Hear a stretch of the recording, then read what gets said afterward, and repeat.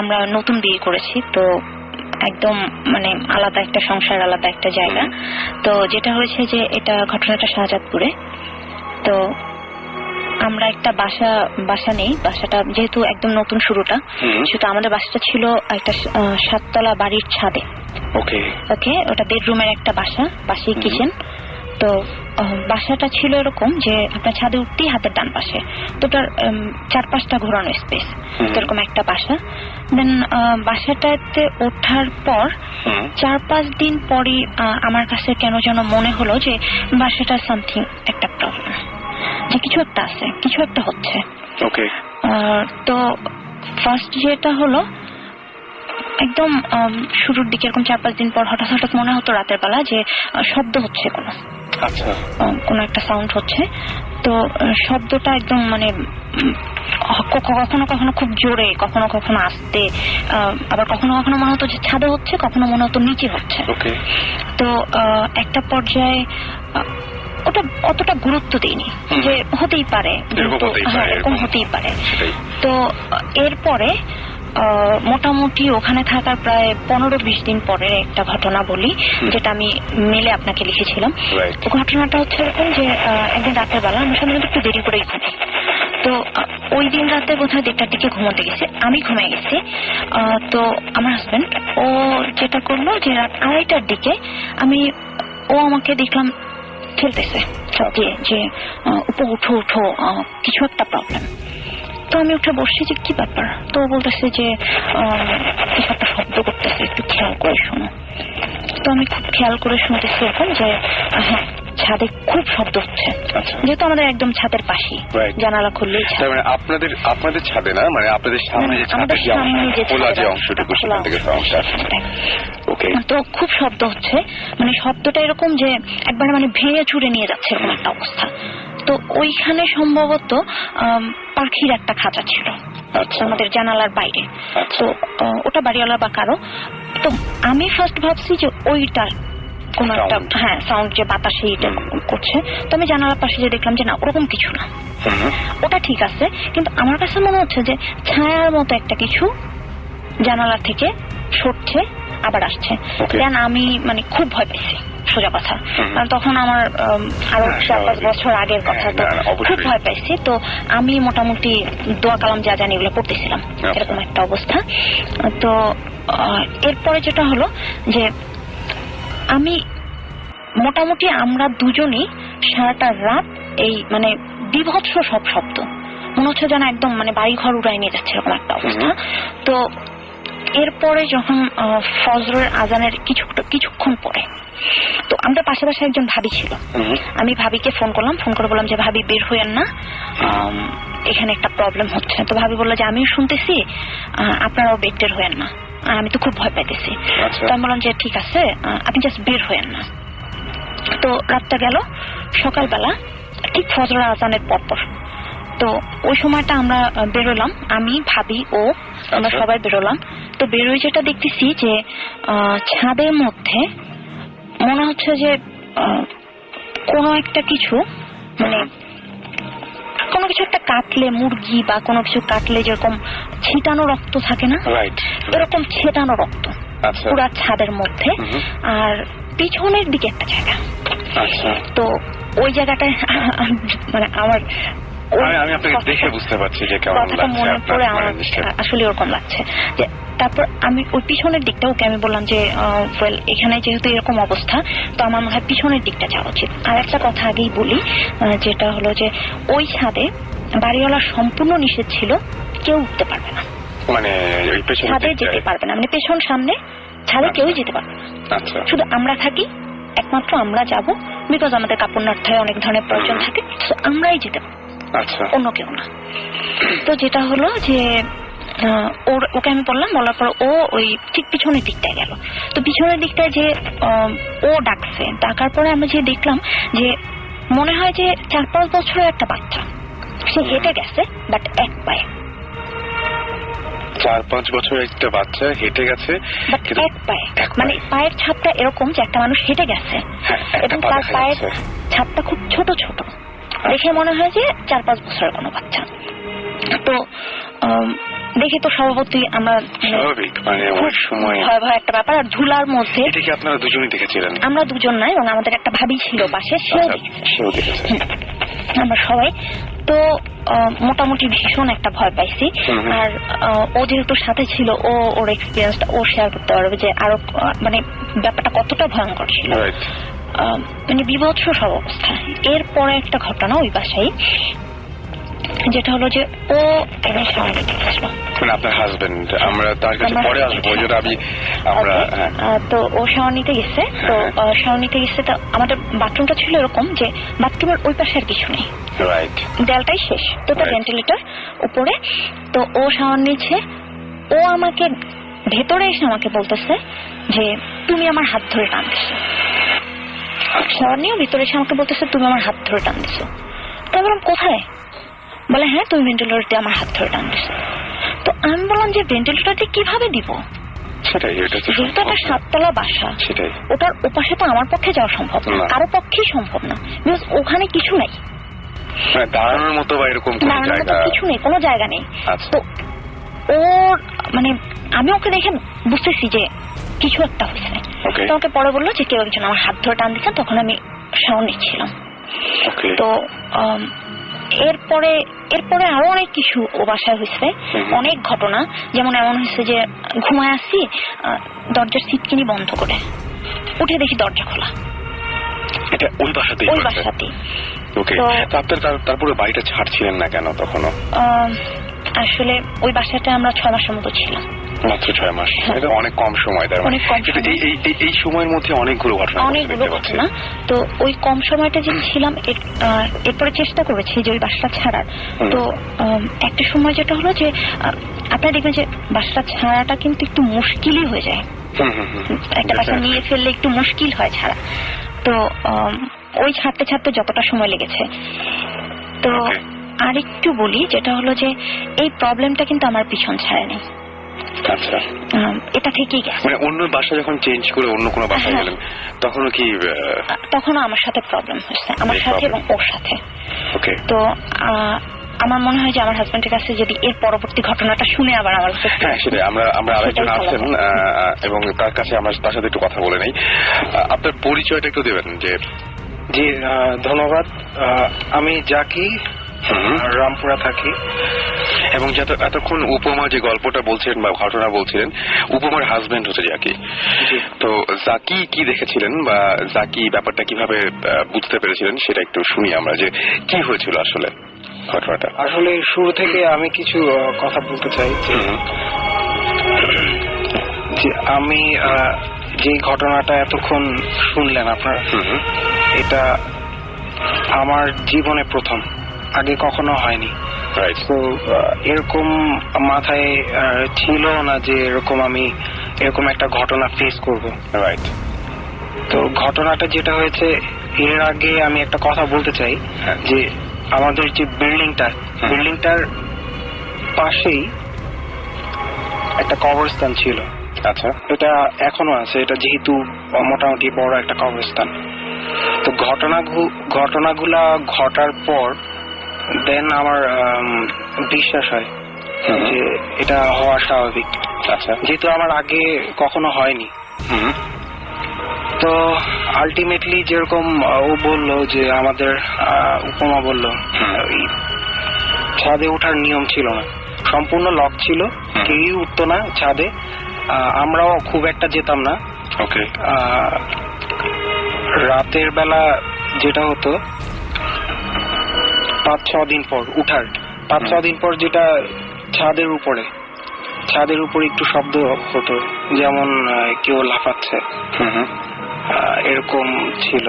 ঠিক এই একই ঘটনাগুলো ঘটেছে, কিন্তু সেম ঘটনাগুলো আপনারা দুজনেই দেখেছেন। এবং আমি শুনলাম যে আপনাদের পাশের একজন ভাবি, তিনিও দেখেছেন একই ঘটনা। এবং ওই যে ছোট বাচ্চা ছাদের উপর দিয়ে এক পায়ে হেঁটে গেলে এরকম পায়ে ছাপ আপনারা দেখেছেন। কিন্তু ঘটনা ঘটেছিল একটা উপমার সাথে, যেটা আপনিও একজন উইটনেস, রাইট? মানে সেই ঘটনাটা আমাদের একটু বলবেন। সেদিন আমি বেসিক্যালি যেটা করি, আমি কাজ থেকে ফেরার পর সন্ধ্যা বা রাত হলে আমি গোসল সেরে ফেলি। তো খুব সম্ভবত সেই বাসাটাতেই ইনফ্যাক্ট আমাদের রুম থেকে 20 গজ দূরে ফ্রেশ রুমটা আমাদের। আচ্ছা। ছাদের একটা একে বলা যায় একটা ছাদের এই যে একদম পাশে। তো যেখানে ও বললো যে একটা ছোট ফেন্সের মতো ছিল, বড় মোটামুটি বড় হোল করার মতো। তো আমি গোসল করার সময় হঠাৎ করে আমি ফিল করলাম আমার হাত ধরে কেউ টান দিছে। আচ্ছা। ইনফ্যাক্ট আমাদের যে শাওয়ারটার ঠিক শাওয়ারটার উপরেই ফেন্সটা ছিল, মোটামুটি বড়। তো যেটা হয়েছে আমার মনে হচ্ছে, আমি ভাবছি উপমা মাইট বি ও ফান করছে। দেন আমি নর্মালি বেরোয় গেছি, বেরোয় যে আমি হাসতেছি ওর দিকে তাকায়। দেন আমি ওকে বলছি যে তুমি ধরছো, আমার হাত ধরছো। ও নিয়ারলি অনেকক্ষণ চুপ করে থেকে বললো যে আমি ব্যাপারটা বুঝতে পারছি, আমি হাত ধরি নেই তোমার। আমার মনে হয় যে এইখানে যেরকম ঘটনা গুলো ঘটতেছে এটারই একটা পুনরাবৃত্তি হয়েছে তোমার এখানে। ওকে, সো আরেকটা ঘটনা আছে যেটা আপনি মেইলে আমাদের শেয়ার করেছিলেন, আপনার সাথে ভয়ঙ্কর একটা ঘটনা আছে। সেটা আমরা একটু জানতে চাই। ঘটনাটা হচ্ছে এই রমজানের, মানে গত রমজানের রিসেন্ট একটা ঘটনা, যেটা হলো আমার শ্বশুরবাড়ি হচ্ছে উত্তরে। তো ওখানে গেলাম, আমার শ্বশুরশাশুড়ি ইংল্যান্ডে যাবে, তো আমাদের দুজনকে রেখে যাবে বাসায়, এরকম একটা অবস্থা। তো থাকলাম। হঠাৎ করে একদিন রাতে, মানে মাঝখানে আমার কেন যেন মনে হতো যে, বিশেষ করে আমরা যে রুমটাতে থাকতাম ওটা ফ্রেশ রুমে গেলে আমার কেন যেন খারাপ লাগতো। আচ্ছা। আমি কখনোই শাওয়ার নিতে গেলে, আমার একটা অভ্যাস আছে যে আমি রাতে গোসলের আগে, মানে ঘুমানোর আগে একবার শাওয়ার নিই। তো ওটার সময় আমি কখনোই, মানে ওকে আমি বলতাম যে তুমি এখানে বসে থাকো, মানে দরজার বাইরে আমি বসায় রাখতাম যে না আমার ভয় লাগছে, এরকম একটা অবস্থা। তো যেটা হলো যে ওই দিনের কথাটা বলি, রাতেবেলা মোটামুটি 3টার দিকে, আমি একটু আগে বোধহয় শুয়েছিলাম, যে বই পড়তেছিলাম। তো 3টার দিকে আমার চোখ লেগে আসছে, একটু তন্দ্রা মতো। তো হঠাৎ করে আমার মনে হলো যে কেউ একজন আমার পাশে আছে, মানে আমি ফিল করছি না, আমি ও ছিল, তো আমার হাজবেন্ডও ছিল, বাট আমার কাছে মনে হচ্ছে যে আমার পাশে কেউ একজন আছে। আচ্ছা। তো আমি চোখ খুলে তাকাইছি, তো তারপরে দেখি একটা লোক, আমার স্পষ্ট মনে আছে, বিলিভ মি, আমার মানে আমি একদম ঘুমেছিলাম না। আচ্ছা। একদমই আমি ঘুমেছিলাম না। আমি চোখ খুলে তাকাইছি, আমি দেখতেছিলাম ও শুয়ে আছে, আমি দেখতেছিলাম লোকটা বসে আছে, এবং সেই লোকটা আমাকে পুরো, মানে কিভাবে যে সে আমার দিকে তাকাইছে, কিভাবে যে আমাকে ধরছে, মানে আমি এটা বুঝাতে পারবো না। সে আমাকে ধরলো, দুই হাতটা মানে কেমন যেন মনে হলো কি লোকটা উল্টা, লোকটাকে আমার সোজা মনে হয়নি, কেমন যেন মনে হলো লোকটা উল্টা। সে কিভাবে আমার গলা টিপে ধরছে এমন ভাবে যে আমি নিঃশ্বাস নিতে পারতেছি না, তাকে ছাড়াইতে পারতেছি না, আমার সমস্ত শরীর অবশ্যই আসতেছে। তখন আমার কাছে মনে হচ্ছে যে আমার, মানে ওই মুহূর্তে আমার মনে হচ্ছে যে আমাকে বোবা ভূতে ধরছে, আমাকে বোবায় ধরছে। হ্যাঁ, আমরা যেটা বলি, আমার বলছে আমাকে বোবায় ধরছে, আমি বুঝতেছি আমার বোবায় ধরছে। তো আমাকে যেটা করতে হবে, অন্য কাউকে টাচ করতে হবে। আমি যতদূর জানি যে অন্য কাউকে টাচ করলে নাকি এটা ছেড়ে যায়, আমাকে অন্য কাউকে টাচ করতে হবে। তো আমি জাকিকে টাচ করবো। আমি অনেক চেষ্টা করতেছি, ও কিন্তু আমার একদম পাশেই শোয়া, আমি অনেক চেষ্টা করতেছি যে আমি ওকে টাচ করবো, বাট আমি পারতেছি না। তো অনেকক্ষণ ধস্তাধস্তির এক পর্যায়ে আমি ওকে এইভাবে, মানে মোটামুটি হাত ছুঁড়ে ওর গায়ে ফেলছি। তো ও ঘুম ভেঙে গেছে। ও ঘুম ভেঙে ওঠার পরে আমার ওই মুহূর্তে আমার কাছে মনে হলো যে ও উঠে বসছে, লোকটা শ্যাপ করে নেমে খাটের ওইখানটায় বসে পড়ছে, এদিকটায় খাটের সাইডে একটা ফাঁকা জায়গা। আমার কাছে মনে হলো, আমি দেখলাম যে লোকটা শ্যাপ করে ওইখানে বসে পড়লো। তো এরপরে আমার কাছে, মানে এরপর আমার মনে হচ্ছে যে ঘরে কেউ আছে। এরপরের অংশটুকু আমি আমার কাছে শুনবো। জাকি, এরপরে কি হয়েছিল? আপনি যখন উঠলেন, ওঠার পর তারপর কি দেখলেন আপনি? আমাকে আমি ঘুম থেকে জেগে দেখি ও কাঁপতেছে খুব জোরে, আমার শরীর জার্ক হচ্ছিল, কারণ ও আমাকে ডাকতেছিল। অনবরত চোখ দিয়ে পানি পড়তেছে, চোখ খুলতেছে না, এরকম অবস্থা। একটা পর্যায়ে আমি ওকে জিজ্ঞেস করলাম যে কি হয়েছে, তুমি আমাকে বলো। তো ও শুধু দুটা কথা বলছে, যে এই ঘরে কেউ আছে, এই ঘরে কেউ আছে, লোকটা খাটের নিচে গেছে। দেন আমি ওকে আমি নিজেই তখন ও যখন আমাকে বললো, আমি পুরো ব্যাপারটাই বুঝতে পারছি। Still she is crying and মানে আমি আপনি বলেন মানে জাস্ট আপনি কি দেখলেন? আপনি তো সঙ্গে সঙ্গে আলো জ্বালাই দিয়েছিলেন। আমি আমি আমি যেটা হয়েছে, আমাদের ডিম লাইট জ্বালানো ছিল, বাট আমি তখন আমাদের যে সোডিয়াম লাইট ওটা জ্বালাই। জ্বালানোর পর আমি ওকে বলি যে তুমি কি দেখেছো তুমি আবার রিপিট করো। সে আবার রিপিট করলো, এই ঘরে কেউ আছে এবং লোকটা খাটের নিচে গেছে। তখন এখন আমি বলবো, তখন আমি ওকে বাহবা দেওয়ার জন্য বলছি যে এটা কোনো ব্যাপার না, এটা তো ঘুমে দেখছো, আসো উঠে দেখি খাটের নিচে কি। বাট বিলিভ আমি হয়তো আমার মনে হয়েছে যে আমার ভিতরটা ছিঁড়ে যাচ্ছে, এত ভয়ে ছিলাম। দেন আমি ওকে অনেক কষ্টে নিচে ফ্লোরে নামলাম, নেমে নিচু করে ওকে খাটের নিচে দেখালাম, বাথরুম দেখালাম, খাটের পাশে একটা ছোট্ট প্যাসেজ ছিল ওটা দেখালাম, আলমারির পিছনে একটা চিকন জায়গা ছিল ওটা দেখালাম, খাটে উঠালাম, পানি দিলাম। she was still crying, কাঁদতেছিল। আর কিছুক্ষণ পর সে বলল যে আমার প্রচন্ড মাথা ব্যথা ধরছে, আমার গলা জ্বলতেছে, আমার বুক ভারী হয়ে গেছে। আচ্ছা, আমি ওকে পানি দিলাম, মাথায় পানি দিলাম। দেন ও গলা যখন হাত দিয়ে ধরতেছে, দেন আমি ওর গলার দিকে তাকালাম।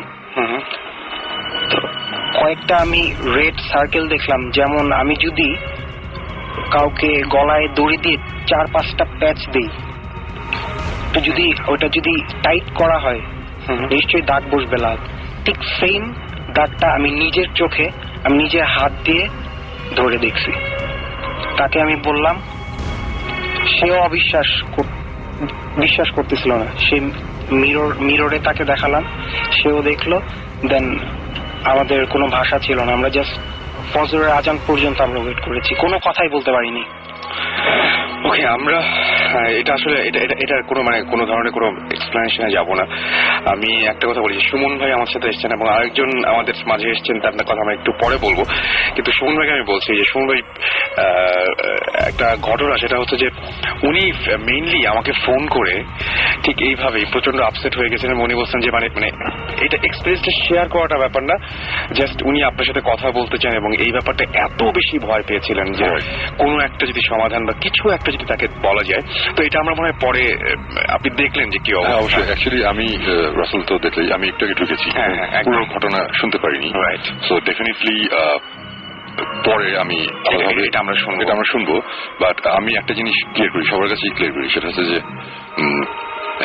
ভৌতিক টিভি শোর প্ল্যানিং করার পর থেকে ট্রেলার বের হওয়ার পরে, তারপরে ভূত এফএম যখন শুরু হলো, অনেকেই আমার কাছে এই ধরনের প্রবলেমগুলো আমাকে বলছে এবং তারা এক্সপেক্ট করছে যে আমি কোনো সলিউশন দিব। আমি কিন্তু কোনো সলিউশন দেওয়ার মতো মানুষ না অ্যাকচুয়ালি।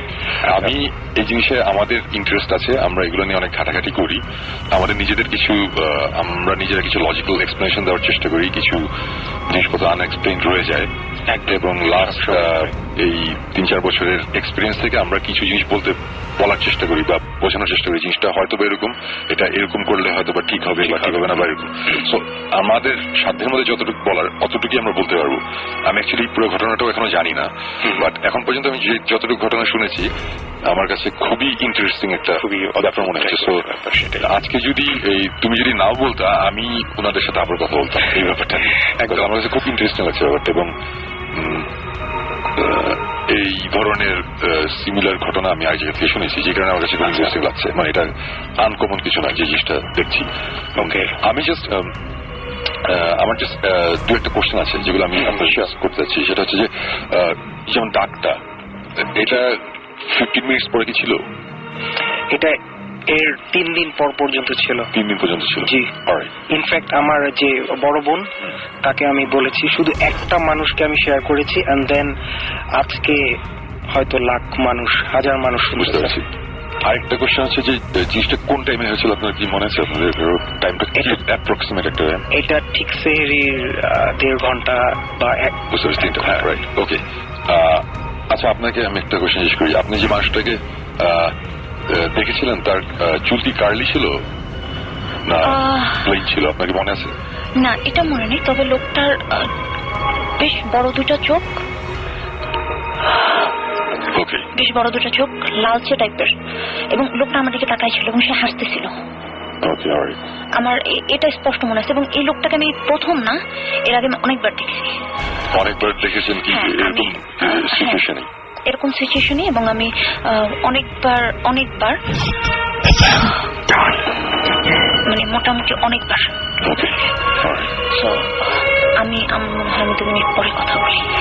ওকে, না আপনার ইনফ্যাক্ট এটা নিয়ে আর কথা বলতে হবে না, পরে আমি আপনার সাথে আবার এটা নিয়ে। ঠিক, শিওর। হ্যাঁ, আর রাসেলের কাছে আমাদের সাথে কন্ট্যাক্ট করার উপায় রাসেল খুব ভালো, সেটাই আমাদের সাথে ডেফিনেটলি কন্ট্যাক্ট করতে। আমি নিজেই ইন্টারেস্টেড ব্যাপারটা নিয়ে আরো ডিটেল শোনার জন্য। সো আজকে ভূত প্রেমের পরে কোনো একটা দিন আমি জাস্ট আপনার সাথে একটু বসতে চাই, যদি আপনাদের কোনো অসুবিধা না থাকে। আপনারা যদি চান বসতে, তাহলে বসে আমি জাস্ট পুরো জিনিসটা আবার আমি একটু ডিটেল শুনতে চাই আর কি। আজকে তো আমার টিমের আরো 2 জন, সাকিব, জিবরান কেউ আসতে পারে নাই, একজনই প্রচন্ড বিজি। ইনফ্যাক্ট আমিও শিওর ছিলাম না আমি আসতে পারবো কিনা। আমি নিজেও শিওর ছিলাম যে আপনি আসতে পারবেন। 9:30টার সময় ট্রেন থেকে ঢাকা এসেছি। হ্যাঁ, আমি সেটা জানি, এই জন্য ভাবলাম যে আপনি চিটাগাংয়ে যাচ্ছেন এটা জানি, কিন্তু এত তাড়াতাড়ি চলে আসবেন এবং জয়েন করবেন এটা সারা ঘন্টা লাগছে মানে রাস্তার অবস্থা।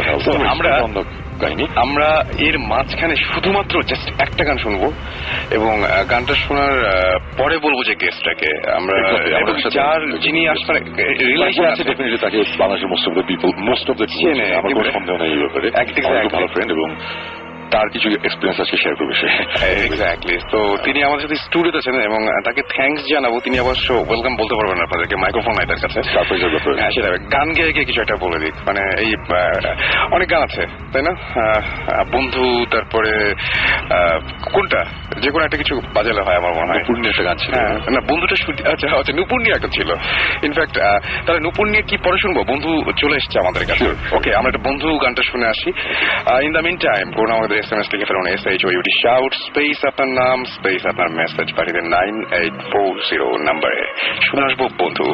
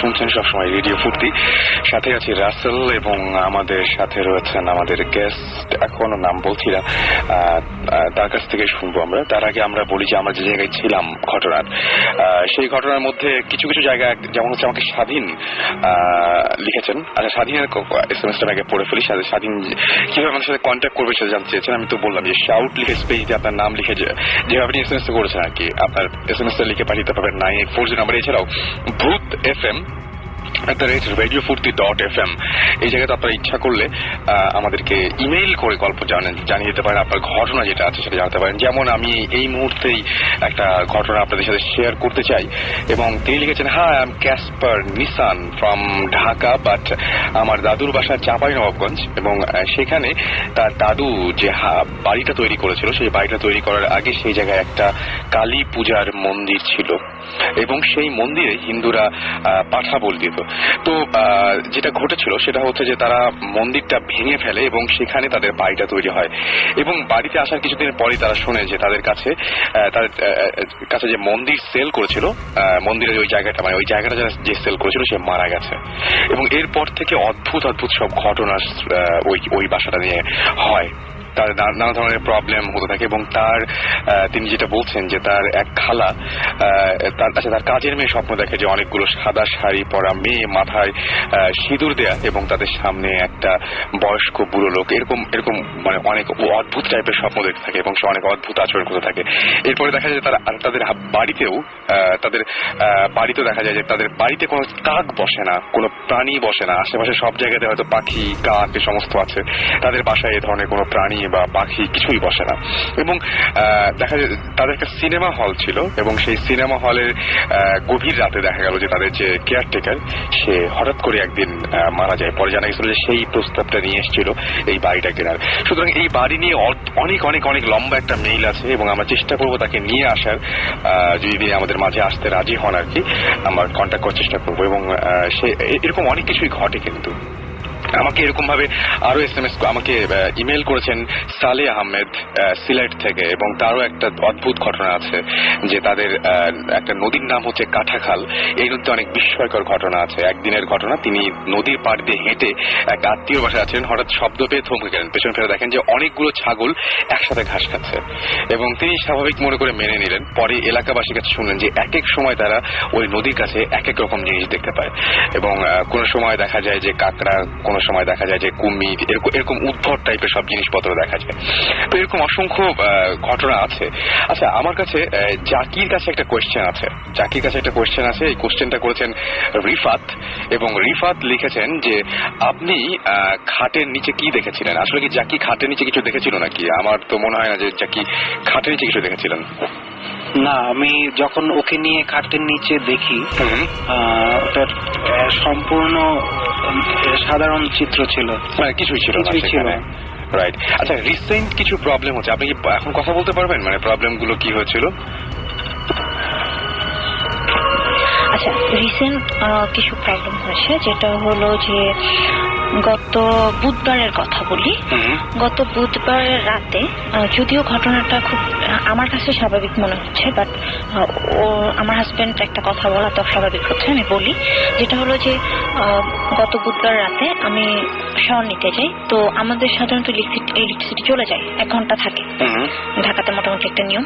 তো যেটা হলো যে 8টা বাজার 10 মিনিট আগে আমি শাওয়ার নিতে ঢুকলাম, কারণ 8টাতে ইলেকট্রিসিটি যাবে। তো আমি 8টা বাজার 10 মিনিট আগে শাওয়ার নিতে ঢুকলাম। শাওয়ার নিয়ে বেরোয় আমি মোটামুটি হব। তো আমি শাওয়ার নিতে ঢুকে ঠিক আমার কাছে মনে হলো যে 2-3 মিনিট পরে ইলেকট্রিসিটি চলে গেছে। আচ্ছা, দেন আমি ওর কাছে চাইলাম যে, ও আমাকে বললো যে তোমার কি বাতি টাতি কিছু লাগবে? আমি বললাম হ্যাঁ দাও। তো ওর মোবাইলের লাইট চালিয়ে আমাকে দিছে। আচ্ছা। তো আমার কাছে মনে হলো যে এরপরে হার্ডলি আমি আরো হয়তো 4 মিনিট ছিলাম ওখানে। আচ্ছা। বাট বেরোনোর পরে ও আমাকে বলতেছে যে আমি প্রায় 1 ঘন্টার উপরে বাথরুমের ভেতরে আমি প্রায় সময় ছিলাম। 1 ঘন্টা। আপনার কাছে ওই সময়ের কোনো হিসাব নেই? সময়ের কোনো হিসাব আমার কাছে নেই। ওকে। এবং ও মোটামুটি বেশ নাকি হইচই করছে, বাট আমার কানে কিছুই যায়নি। মানে এদিক দিয়ে শব্দ করেছে বা আপনাকে নক করেছে? এবং ওর সাথে নাকি আমি কথাও বলেছি, বাট আমি মনে করতে পারছি না যে আসলে আমি বলেছি কিনা। নাম্বার 1। নাম্বার 2, যেটা হয়েছে যে গত রাতে আমরা একদম সারা রাত জেগেছিলাম। তো গত রাতে আমি রাত 3টার দিকে চা করতে গেছি। চা খাবো, চা করতে গেছি। তো আমি চা করছি, হঠাৎ করে এই বাসাটা, যে বাসাটা এখন আছি, ওই বাসাটা আমরা প্রায় 1.5 বছর। 1.5 বছরের মধ্যে আমার টুকটাক স্বাভাবিক ঘটনা ছাড়া এরকম কিছু আমার হয়নি। তো আমি চা করতে গেছি, হঠাৎ করে আমার মনে হলো যে আমার পিছনে কেউ আছে। এবং সে আমার ঘাড়ে হাত রাখছে এবং পিছনে আমি বিস্কিটের প্যাকেট ফেলছি। তো ওই প্যাকেটটা যে খসখস করতেছে, মানে প্যাকেটের উপরে একটা কেউ পা রাখলে বা একটা কোনো কিছু পড়লে একটা খচমচানি একটা শব্দ আছে না, ওরকম যে শব্দটা, এটা আমি পাচ্ছি। বাট আমি একবার, আমার এত ভয় লাগছে, আমার পুরো শরীর ফুলে গেছে, পুরো গা কাটাতে গেছে এবং আমার কিরকম শরীর ভারী হয়ে যায় না একটা, আমার মনে হচ্ছে আমার ঘাম ছুটে গেছে মুহূর্তের মধ্যে। তো আমি একবারও আমার এতটা সাহস হয় না যে আমি ঘুরে দেখবো যে আসলে পিছনে কি আছে। এবং আমার কাঁধে হাত রাখা, এটা আমি স্পষ্ট বুঝতেছিলাম যে আমার কাঁধে কারো হাত। তো আমি জোরে একটা চিল্লা দিচ্ছি, যাকে এদিকে আসো। তো দৌড়াইছে, কি হয়েছে? আমি বললাম আসো। তো ও গেছে, এরপর আমি খুব স্বাভাবিকভাবে চা বানাইছি, চা বানিয়ে ঘরে চলে আসছি। এবং ওই গতকালকে সন্ধ্যাবেলা যেটা ঘটছে, ইলেকট্রিসিটি চলে গেছে, আমি রান্নাঘরে কিছু একটা করতেছিলাম, সম্ভবত কোন একটা রান্না করতেছিলাম। হঠাৎ করে রান্নাঘরের উপরে যে ইসের মতো দেয়া থাকে, কাবাটের মতো দেয়া থাকে বা ইয়ে থাকে, হঠাৎ করে দেখলাম ওগুলোর মধ্যে কতগুলা খালি বোতল ছিল, পানির বোতল, বয়ম, এই টাইপের খালি কিছু ছিল। হঠাৎ করে দেখলাম ওখান থেকে ঝরঝর করে সব পড়তেছে ইলেকট্রিসিটি যাওয়ার সাথে সাথে। এবং ওখানে অনেকগুলো শপিং ব্যাগ ছিল, সবকিছু নিচে পড়ে গেছে। এবং আমার বাসার যে বাড়িওয়ালি, সেও এই মুহূর্তে আমার ঘরে বসা ছিল। আমরা দুজনেই মানে পুরো একদম ভয় পেয়ে গেছি। দেন আমি ওটা উঠালাম, খুব স্বাভাবিকভাবে কারেন্ট আসার পর আমি ওটা উঠালাম, আর কোনো ধরনের কোনো প্রবলেম। আচ্ছা, খুব একটা অদ্ভুত ব্যাপার, খুবই অদ্ভুত ব্যাপার যে আপনার এই প্রবলেম গুলো আছে। আমি এর আগেও একজনের সাথে কথা বলছিলাম, যিনি কিনা এই যে তান্ত্রিক টাইপের, অথচ আপনি প্রচুর ব্ল্যাক পরেন, আপনার ডিপ ব্ল্যাক, আপনার ড্রেসের মধ্যে অনেক ব্ল্যাক আছে। আপনি কি মানে ব্ল্যাক কি খুব বেশি পরেন? হ্যাঁ, আমি ব্ল্যাক খুব বেশি পরি, এবং আমার যদি 10টা ড্রেস আমার থাকে, তার মধ্যে 9টাই হচ্ছে ব্ল্যাক। এক্স্যাক্টলি, আমি এটা সন্দেহ করেছিলাম, এবং এই জন্যই বলছি আপনি ব্ল্যাকটাকে অ্যাভয়েড করতে পারেন। ব্ল্যাক এবং আমাকে একজন কি বলে, আমাকে একজন ওর খুব ক্লোজ একজন ফ্রেন্ড আছে, যে এগুলা নিয়ে একটু পড়াশোনা আছে। এক্স্যাক্টলি, আমি অনেকবার বলছে যে তুমি ব্ল্যাকটা। এবং আপনার ব্ল্যাকের উপরে কি আকর্ষণ আছে? মানে ব্ল্যাকের উপরে তীব্র একটা আকর্ষণ আছে। আমি যা কিছু কিনতে যাই, আমার কাছে মনে হয় কি ঘুরে ফিরে ওই ব্ল্যাকটা ব্ল্যাকের দিকে চোখ পড়ে। আপনার বাসা থেকে ব্ল্যাক যা কিছু আছে একটু মানে, বিশেষ করে ড্রেস এটা। এবং আরেকটা জিনিস আমি শুনেছিলাম, এটা কিন্তু আমার একদমই শোনা, কিন্তু আপনি দেখতে পারেন ট্রাই করে, আমার উপকার হচ্ছিল। সেটা হচ্ছে আপনি ঘুমানোর আগে একটু পারফিউম ইউজ করতে পারেন। এটা আমি সবসময় করি। এটা আপনি সবসময় করেন, রাইট? তবে কালো ড্রেস এবং কালো যা কিছু আছে আপনার বাসার আশেপাশে, তাহলে আমার পুরো বাসা পাল্টাতে হবে। বিকজ আমার বাসায় হচ্ছে যে ম্যাক্সিমাম জিনিস, ফার্নিচার থেকে শুরু করে ম্যাক্সিমাম জিনিসপত্র ব্ল্যাক, রাইট? হোয়াইট। এটা কিন্তু খুব, আমি জানি না, তবে এটা খুব মানে কি বলবো, হ্যাঁ, এটা আমাকে টানে, খুব টানে। আর আরেকটা জিনিস হলো যে এই যে পারফিউমের একটা ব্যাপার বললেন, আরেকটু বলি। আমি এর আগেও আপনাদের শোতে শুনেছি, অনেকে বলেছে, এবং আমার সাথে যেটা হয়, আমি বিয়ের পর আমার হাজবেন্ডকে অনেক বলেছি যে আমি মাঝে মাঝে কিছু গন্ধ পাই, কখনো খুব বেশি সুগন্ধ, যেমন মনে হয় কি যে কিছু তাজা ফুল আমার সামনে এনে কেউ রাখছে। আচ্ছা, আমি ফুল দেখতে পাচ্ছি না, বা ফুল যে আছে এটা বুঝতে পারছি না, বাট তাজা ওই গন্ধটা আমি পাচ্ছি। রাইট। তো হঠাৎ করে মানে, আর এমন সব জায়গায় যেখানে তাজা ফুলের প্রশ্নই ওঠে না, লাইক আমি এখানে বসে আছি, এখানে তাজা ফুলের গন্ধ। খারাপ যে গন্ধটা, সেটা কিরকম পান? খারাপ গন্ধটা যেমন আজকে আপনাদের সিঁড়ি থেকে আমি যখন উঠতেছি, তখন আমার কাছে মনে হচ্ছে কি যে কেউ পলিথিন অথবা তার পড়াচ্ছে। আমি ওকে বলতেছিলাম যে তুমি কি গন্ধটা পাচ্ছ? আমি ওকে জিজ্ঞেস করতেছিলাম। আপনি উনিকে পেয়েছিলেন নাকি? ও আমাকে বলতেছিল যে হয়তো হবে, হয়তো যে কি কেউ হয়তো কি কয়েল বা কোনো কিছু জ্বালাইছে, এটা গন্ধ। আমার কাছে আমি স্পষ্ট পাচ্ছি যে ওইটা। আর আরেকটা যেটা হয় যে ব্যাড স্মেল আমি একটা পাই, যে ইঁদুর পচা গন্ধ। ইঁদুর পচা গন্ধ মানে কোনো কিছু, কোনো অ্যানিমাল কোনো মারা টারা গেলে একদম বাজে একটা গন্ধ হয় না, ওরকম একটা গন্ধটা এতই তীব্র যে আমি মাঝে মাঝে অকারণে আমি বমি করি। আমাকে জিজ্ঞেস করে কি হয়েছে, আমি গন্ধ পাচ্ছি, অকারণেই করছি। বিশেষ করে পোড়া গন্ধ পাওয়াটা এটা খুব একটা মানে অদ্ভুত। পোড়া গন্ধটা আমি খুব কমই পাই, এই যে পচা গন্ধ, অনেক সময় শরীর খারাপ থাকলে এরকম পচা গন্ধ পাওয়া যেতে পারে, কিন্তু পোড়া গন্ধটা পাওয়া একটু খারাপটা না, শরীর খারাপ না থাকলেও হয়। যেমন আমি খুব স্বাভাবিক বসে আছি, কথাবার্তা বলতেছি, হঠাৎ করে মনে হলো যে আমার নাকের কাছে কেউ পচা একটা কিছু ঘুরাচ্ছে, এরকম গন্ধ। আমি বুঝতে পেরেছি। ওকে, আমরা একটা যেটা কাজ করি, আমরা অনেকক্ষণ ধরেই আমরা শুনলাম এগুলো, এবং আপনাকে আর কষ্ট, একটা মিনিট আমি একটা কথা বলবো, যেটা হলো যে আমার হাজবেন্ডের সাথে এই প্রবলেম গুলো যে শুরু হয়েছে, আমার সাথে শুরু হয়েছে অনেক আগে, এবং আমার বিয়ের পর থেকে, মানে আমাদের বিয়ের পর থেকে ওর সাথে প্রবলেম গুলো শুরু হয়েছে। আচ্ছা, এখন উনি নিজেও ভিকটিম? ও নিজেও ভিকটিম। আর ওর আরেকটি জিনিস যেটা হয়, ওর শরীরে কিছু আঁচড়ের দাগ। এক্স্যাক্টলি, ওর শরীরে এবং আঁচড়ের দাগ হয়, যেটা হয় যে আপনি আপনার শরীরে উপর থেকে নিচে আঁচড় দিতে পারবেন, নিচ থেকে উপরে না। রাইট, সত্যি না? তো ওর শরীরে এরকম দাগ হয়, মানে এমন দাগ যে রক্ত বের হয়ে আসবে এখনই, এরকম আঁচড়। তো এটা ধরেন, এটা এখন আজকে একটা দাগ হলো, এটা সেরে যেতে হয়তো একদিন লাগবে, ঠিক একদিনের মাথায় আর একটা দাগ, তাজা এবং নতুন। যেটা কোনো ধরনের কোনো ব্যথা না, কোনো যন্ত্রণা না, কিছু না, জাস্ট রক্ত জমা হয়ে আছে একটা দাগ। আর ম্যাক্সিমাম দাগগুলো হয় 3 আঙ্গুল অথবা 1 আঙ্গুল। আমি ওর শরীরে একটা দাগই দেখছি যেটা 4 আঙ্গুলের। ওকে, এটা হচ্ছে আমি তোমার কাছে যাই তাহলে। কি মানে আপনি কি আপনার কাছে এটা কোনো ব্যাখ্যা আছে নাকি? আপনার কাছে আমি কিভাবে হতে পারে এটা? আপনি নিজে করেন না তো এটা, এরকম কিছু মনে হয়েছে? অ্যাটলিস্ট এটা আমি করি। আমি যেটা, আমার নখ রাখার কোনো অভ্যাস নেই, হাতে ব্রেসলেট বা আমি কোনো গলায় কোনো চেইন পরি না, বা আমার যে বিছানা এটা কভারের মধ্যে কোনো চেইনও নাই যে ওইখান থেকে আমার গলায় বা পিঠে বা হাতে আঁচল হতে পারে। তো বাসায় যতক্ষণ থাকি ততক্ষণ আমার অলওয়েজ আমি খালি গায়ে থাকি। তো আমি নিজের বডিটা আমি দেখতে পারি যে আমার এটা কোনো পরিবর্তন আসলে আমার চোখে লাগে। লাস্ট বার যেটা হয়েছে, আমার ঠিক ডান পাশের এইখানে এটা হয়তো এই স্ক্র্যাচটা আমার চলে গেছে, ঠিক এটা সারতে না সারতে আমার ঠিক বাম হাতের ঠিক এই আপনি যেটা দেখেন আন্ডারআর্মের কাছাকাছি একদম, ঠিক এখনো ওই দাগটা আমি চাইলে আমি এখন দেখাতে পারবো। এখনো দাগটা আমার আছে। আমি ঘুম থেকে উঠছি, উঠার পর ও আমার দিকে তাকায় আছে। কি হয়েছে বলে যে তোমার হাতে দেখো, কোনো ব্লিডিং নাই, কোনো ব্যথা নাই, বাট আচর।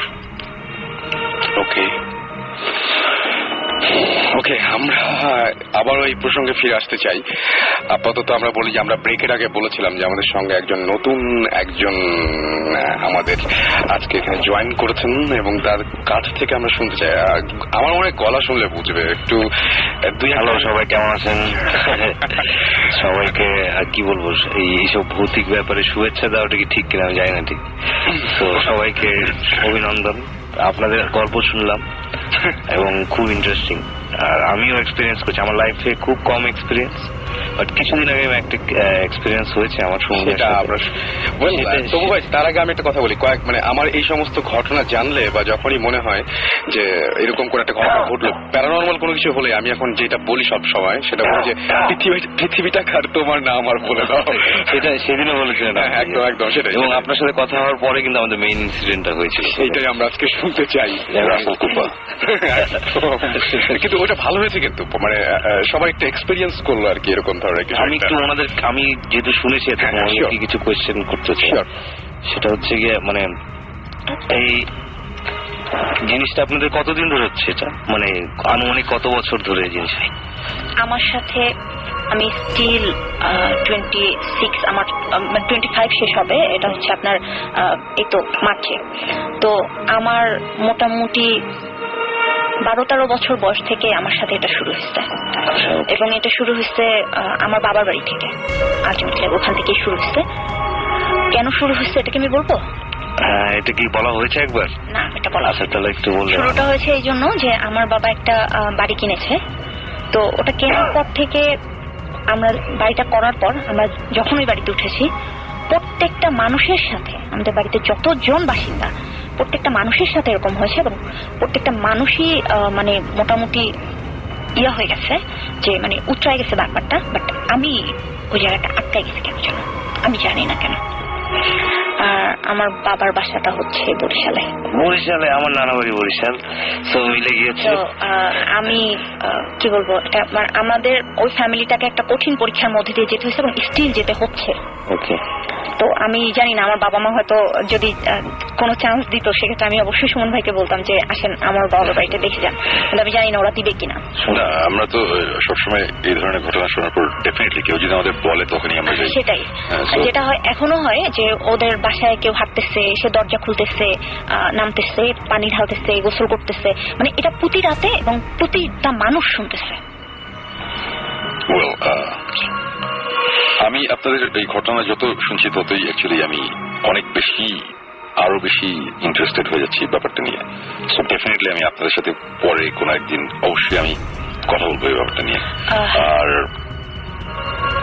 3 আঙ্গুলের খামচির ব্যাপারটা, এই দাগের ব্যাপারটা, এটা খুবই কি বলবো, খুবই ইন্টারেস্টিং, খুবই অ্যামেজিং।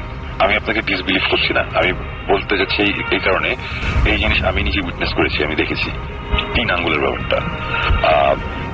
আমরা সিলেটে গিয়েছিলাম একটা ইনভেস্টিগেশনে, যেটা নিয়ে রাসেল অনেক আগে আমরা একবার কথা বলেছিলাম, জুজু। হ্যাঁ, একদম। ওই যে কৌশিকটা বললেন ইন্ডিয়ান ঘটনা, আপনি বললেন যে না সিলেটে এরকম একটা এবং ইন্ডিয়ার বর্ডারে, সো জিনিসটা অ্যাকচুয়ালি ওই একই এরিয়াতে। সো ওইখানে আমরা 3 বার গিয়েছি 1 মাসের মধ্যে, এবং প্রতিবারই আমরা মোট 9 দিন ছিলাম। 3 দিন 3 রাত, তারপরে আবার একটা ব্রেক, আবার 3 রাত, আবার একটা ব্রেক, প্লাস 3 রাতের থার্ড ডেতে, মানে 9th ডেতে, 9th নাইট অ্যাকচুয়ালি কিছু ইনসিডেন্ট হয় আমাদের টিমেরই, যেটা আমরা হোপফুলি টিভিতে সবাই দেখবে। বাট তার আগে আমরা তেমন কিছুই পাচ্ছিলাম না ওখানে। বাট ওটার সবচেয়ে ইন্টারেস্টিং ব্যাপার যেটা ছিল সেটা হচ্ছে যে একটা রুমের, স্পেসিফিক একটা রুমের দরজার বাইরে সকালবেলা আমরা আঁচড়ের দাগ পেয়েছিলাম, এবং এটা হচ্ছে 3 আঙ্গুলের। এবং আমি জানি না আপনার দাগটা কিরকম, বাট ওটা হচ্ছে প্রচন্ড সূক্ষ্ম, মানে অ্যাজ ইফ শুয়ের মতন। একটা নখ গুলোকে যদি আমি অনেক চিকন করে অথবা শার্পনার দিয়ে যদি পেন্সিলের মতন শার্প করতে পারি, আলপিন দিয়ে যদি টানটা দেওয়া যায়, এরকম ব্যাপারটা অনেকটা ওরকম ছিল। এবং তারপরে পরে আমাদের কিছু ইনসিডেন্ট ওখানে হয়, যেটা আমি এখানে বলছি না, বিকজ আমাদের কিছু ব্যাপার আছে, রাসেল জানে, সবাই জানে যে আমরা সবকিছু এখনই রিভিল করতে পারছি না আমাদের টিভি শোয়ের কারণে। বাট আমাদের বেশ কিছু ইনসিডেন্ট হয়েছিল, হ্যাঁ, এবং এই 3 আঙ্গুলের ব্যাপারে আমাদের ইনসিডেন্ট আছে আর কি অনেক। সো এই কারণেই আমার কাছে আরো ইন্টারেস্টিং লাগছে যে আমরা এই লাস্ট 1.5 বছর ধরে অনেক জায়গায় ঘুরছি, অনেক কিছুর আমরা অনেক ঘটনা শুনেছি। যেমন এই গন্ধের ব্যাপারটা তো খুবই কমন। মাসখানেক আগে একজন আমার সাথে যোগাযোগ করেছিল, এবং সে বলেছিল যে তার পাশে এরকম এই সেম প্রবলেমটা হচ্ছে, এই গন্ধের ব্যাপারটা। এবং এর আগে আমরাও অনেক জায়গায় গিয়ে গন্ধ পেয়েছি। বাট আমি পার্সোনালি, আমরা যেই গন্ধের যেই এক্সপেরিয়েন্সটা হয়েছে আমাদেরটা একটু উইয়ার্ড। এখনো পর্যন্ত আমরা বলে বুঝাতে পারিনি কাউকে গন্ধটা কিসের ছিল। আপনারা তো তাও ডিফাইন করতে পারছেন, আমরা এখনো পারছি না। আমি তবুকে বলেছি যে বাজে একটা গন্ধ, বাট গন্ধটা যে কিসের এটা ঠিক বলে বোঝাতে পারবো না। এবং আমাদের এক ক্লোজ এক ছোট ভাই, সে তার পুরান ঢাকায় বাসা ছিল, এখনো আছে। ইনফ্যাক্ট ওই বাসায় একদিন রাত্রেবেলা সে বসে মুভি দেখছিল, এবং মুভি দেখতে হঠাৎ তার মনে হলো কি যে তার ঠিক পেছনেই ডাইনিং টেবিলের ওইখানে কেউ একজন বসে আছে, এরকম একটা কিছু। তারপর একটা ফিলিং হয় যে এরকম কেউ একজন আছে, এবং তারপর তার তখন ভয় লাগা শুরু করলো। সে ভয়ে সে ঘাড় ঘোরাচ্ছে না, সে মুভিটা দেখছে না, মানে মুভিটা একদমই এনজয় করছে না। সে জাস্ট টিভি স্ক্রিনের দিকে তাকিয়ে আছে, সে মাথা পর্যন্ত ঘোরাচ্ছে না। ঠিক তখন তার মনে হলো কি যে তার পিছন থেকে মানে জিনিসটা কাছে আসছে, এবং তার সোফারই একটা কর্নারে কেউ একজন এসে বসেছে, এবং সে তখন একটা গন্ধ পায়। এবং গন্ধটা পাওয়ার পর সে বাম দিকে তাকায়ও না, সে দৌড়ে তার রুমে চলে যায়, এবং টিভি অন করা, ডিভিডি প্লেয়ার অন করা অবস্থাতে সে তার রুমে দরজাটা লাগিয়ে দেয়। সো এই ধরনের ঘটনা আমি আরো শুনেছি, এবং আমি এই ঘটনাটা এই কারণে বললাম, বিকজ যে আমাকে বলেছে তাকে আমার অ্যাকচুয়ালি ট্রাস্ট না করার কোনো কারণ নেই। তার কোনো কারণ ছিল না আমাকে এটা নিয়ে একটা মিথ্যে কথা বলার। এই ঘটনাটা আমি অনেক আগে শুনেছি, এবং তখন এই ভূত ইস্টের প্ল্যানও হয় নাই, ভূতের ফোমো শুরু হয়নি। নর্থদের যে সে একটা জুসি স্টোরি আমাকে দিবে, আমি এটা এখানে এসে বলবো বা টিভিতে দেখবো, এরকম কোনো ব্যাপারও ছিল না। সো এটাই বলছি যে আপনাদের কাছ থেকে আমি যে ঘটনাগুলো শুনছি, সব কিছুর সাথে আমি কোনো না কোনো একটা ঘটনার মিল খুঁজে পাচ্ছি। এবং যেই কারণে যতবার একটা করে কথা বলছেন, তত আমার কাছে আরো ইন্টারেস্টিং লাগছে যে অ্যাকচুয়ালি হোয়াটস গোয়িং অন। এবং এই আঁচড় বা এই শরীরের স্কার, এই টাইপের, আমি অ্যাকচুয়ালি কোইন্সিডেন্সে খুব একটা বিশ্বাস করি না, এটা আমার ফ্রেন্ডরা জানে। আমি সবসময় বলি coincidence, there is no such thing as coincidence, বা কিছু সবকিছুরই কোনো একটা রিজন থাকে, কোনো একটা কারণে হয়, রিয়াকশন বা অ্যাকশন যেটাই বলি। এই যে আজকেও উনারা আসলে, আমি কিন্তু জানতাম না যে আপনারা আসবেন। ইনফ্যাক্ট এখনো পর্যন্ত আমি কিন্তু আপনাদের নামও জানি না, ফ্রেন্ডলি স্পিকিং। আপনার সাথে আমার ফর্মালি পরিচয় হয়নি, আমি এসে দেখছি আপনারা এখানে আছেন, আপনারা ডাক নিয়ে আলাপ করছেন। এবং আজকে আমি আর তপু যখন আচ্ছা, আপনার নামটা আমি শুনিনি। আচ্ছা, আমি উপমা। আচ্ছা, আর আপনার নাম? আর আমি হচ্ছি জাকি, আমরা হাজব্যান্ড ওয়াইফ। আচ্ছা, হ্যাঁ, ওটা বোঝা গেছে গল্প শুনে। এবং মজার ব্যাপার হচ্ছে যে এই কিছুক্ষণ আগে আসার আগে তোকে বললাম যে তবু চলো তুমি জাস্ট এই শ্রীপুরের লাস্ট উইকে যে কাহিনীটা ঘটেছে তুমি যা এক্সপিরিয়েন্স করছো ওইটা বললেই হবে। এবং ওই ঘটনার মধ্যে একটা এইরকম স্কারের একটা ব্যাপার আছে। সো খুবই ইন্টারেস্টিং। মানে আজকে আসার সময় তপু বলছিল যে আমি এই ঘটনাটা বলবো, আমার মাঝে ঠিক আছে, এবং আসার পরে আবার এখানে শুনছি এই ধরনের ঘটনা। তাই না তবু মানে আমরা যখন আগে ভিডিও দেখে আসলাম, হ্যাঁ, এবং কারো মানে আমরা গল্পটা পরে বলছি আর কি, বললে তখন বোঝা যাবে। এবং টু হ্যাভ মানে প্রুফ তো প্রথম স্কারের ভিডিওটাও করে আমার আইফোন দিয়ে। ওকে, হ্যাঁ, সো ওই ইয়েটাও আছে। যেমন আজকে যে মিস্টার জাকির নিজে এসেছেন, উনি যেমন বলছেন যে আমি এখন শার্ট করে দেখে দিতে পারি যে আমার এখানে দাগ আছে। আমাদের কাছে একটা ভিডিও আছে। তো এটা মজার ব্যাপার যে মানে কোইন্সিডেন্স বলে আমি ঠিক বিশ্বাস করি না, বাট খুব ইন্টারেস্টিং লাগছে ব্যাপারগুলো। এর আগে আরেকদিনও ওইরকম এই ভূতে থেমে আসার আগে ওই ফাঁসির দড়ির গল্পটা যখন বলতে গেলাম, ঠিক সেই দিন ওই জিব্রানও আমাকে একটা ঘটনা এসে বললো যে একটা ফাঁসির দড়ির ঘটনা। একদম তখন আমি বললাম যে জিব্রান, আমি এরকম একটা ঘটনা বলতে গেছি, তুমিও আসছো, তুমি এটা পরের এপিসোডে বলো। পরের এপিসোডে এই জিনিসটা খুব ইন্টারেস্টিং লাগে আমার কাছে, যে এই জিনিসগুলো যে মিলে যায়। আমি হয়তো আমরা লজিক্যালি বলতে পারি যে অ্যাকচুয়ালি ভূত প্রেতের স্টোরি হচ্ছে সবই সিমিলার, সো হয়তো বা মিলে যাচ্ছে বা কিছু, বাট দেন এগেন মানুষজনের বিলিভ করা বা বিলিভ না করা এটা যারা পার্সোনাল ব্যাপার। একদম এই জিনিসটা এর আগে আমি একদিন বলেছি, আমি আবার বলছি, আজকে অনেক শ্রোতারা আছেন রেডিও ফুর্তি অনুষ্ঠানটা শুনছেন, তাদের আবার বলি যে আমরা এখানে এই যে সেই গল্প বলছি, আমরা যে ঘটনাগুলো বলছি, এই ঘটনাগুলো আমরা কিন্তু আপনাদের বলছি না যেগুলো আপনাদের বিশ্বাস করতে হবে। আপনাদের বিশ্বাস করানোর জন্য রেডিও ফুর্তি এই অনুষ্ঠান বানাইনি, আমরাও বানাচ্ছি না। রেডিও ফুর্তিতে একটা অনুষ্ঠান বানানো হয়েছে, রেডিওতে মানুষজন শুনবে, এনজয় করবে। এনজয়মেন্টটা অনেক রকম হতে পারে। আমরা ছোটবেলায় কিন্তু ভূতের গল্প এনজয় করতাম, একদম ভয় পেতাম, ভয়টাই কিন্তু এক ধরনের এনজয় করা, এটাই কিন্তু একটা আমাদের জন্য এন্টারটেইনমেন্ট ছিল। একদম আমরা ওই যে এই এক্সাম্পলটা অনেকবার দিয়েছি, স্টিফেন কিং এর একটা ভয়ের বই আমরা যখন পড়ি, আমরা কিন্তু এটা পড়ি বিলিভ করার জন্য, আমরা পড়ি ভয় পাওয়ার জন্য। এবং আমরা যখন পড়ছি তখন কিন্তু আমরা জানি যে এই জিনিসটা মিথ্যে, এই জিনিসটা বানানো, তারপরে আমরা ওটা পড়ি বা আমরা ওটা মুভি দেখি। সো এখানে আমাদের যেই ঘটনাই ঘটছে আমাদের লাইফে, বা আমরা যেই অ্যাজাম্পশন দিয়ে, আমরা যেই এক্সপ্লেনেশন দিয়ে আমরা যে ঘটনাগুলো বলছি, এগুলো মানুষজনের বিলিভ করতে পেরে কোনো কথা নাই না। সো এই ঘটনার সত্যতা যাচাই করার এখানে কোনো কোশ্চেন আসতেছে ইন দ্য ফার্স্ট প্লেস। আপনার যদি ভালো লাগে আপনি শুনবেন, আপনার যদি ভালো না লাগে আপনি শুনবেন না। আপনার ভালো লাগলে ভালো, ভালো না লাগলে খারাপ আমার জন্য, আমার তো শো করছে ব্যাপারটা হচ্ছে ওটাই। কিন্তু দেন এগেন আমি আজকে এই যে এখানে যে উপমা সে বসে আছে, উনি যে আমাদের কথা বলছে, কথা বলতে বলতে আমি দেখেছি ওনার চোখে পানি চলে এসেছে। আপনারা যে যত যাই বলেন, I am sorry to say, আপনারা যে যত যাই বলেন, এই চোখের পানি এত সস্তা না, এগুলা এত সহজে একটা মানুষ দিয়ে দেয় না। হ্যাঁ, একদম কোনো কারণ থাকে। সো আমি বলছি না যে আপনারা বিলিভ করেন, বাট আমি এটাও বলবো না যে আপনি এটা ডিসরেসপেক্ট করেন। আমার কথাটা এটাই। আমি একটা কথা সবসময় বলি, যারা আমাদের এখানে আসেন তারা যেটা এক্সপেরিয়েন্স করেছেন সেটাই বলছেন।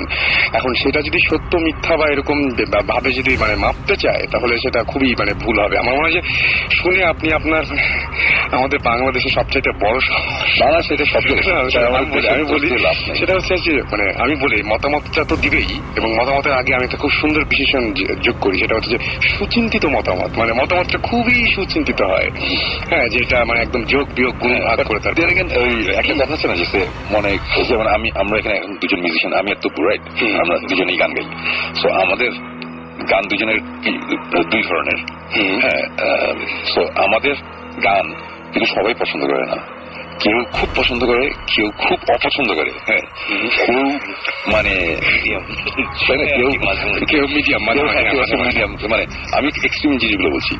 কেউ আমাদের কাছে এরকম মেলও আসে, এটা কি অ্যালবাম বাইর করছেন, এই অ্যালবাম, মানে অনেক কথা বলে। আবার কেউ কেউ বলে এটা কি অ্যালবাম বাইর করলেন সঙ্গে। হ্যাঁ, এইটাই আর কি। একটা মানুষের তো পক্ষে সম্ভব না যে সবাইকে, একটা মিউজিশিয়ানের পক্ষে সম্ভব না সবাইকে। সো সেইম ভাবে এই ভূত ভূতের গল্প বা ভূতের রেডিও অনুষ্ঠান বা ভূতের টিভি অনুষ্ঠান বা প্যারানর্মাল জিনিস এগুলো সবার পছন্দ হবে না, সবার ভালো লাগবে না। কেউ বলবে খারাপ, কেউ বলবে ভালো, দুটোই দরকারি, দুটোই দরকার আছে। আমি অনেক আগে একবার ইয়েতে গিয়েছিলাম, আপনার তোমার এই অনেক আগে কথা, ছোটবেলায় প্যারিসে ঘুরছি, বাসাগুলো দেখছি, আব্বা আম্মা বলছে যে দেখো কি সুন্দর বাসাগুলো, কত সুন্দর করে বানানো, কি সুন্দর ডিজাইন। আমি দেখে বলছি যে কি জানি আমার কাছে অতটা ইন্টারেস্টিং লাগছে না। সো হঠাৎ করে একটা সময় একটা জায়গায় গেলাম, ওখানে বাসাগুলো খুব ভালো লাগলো।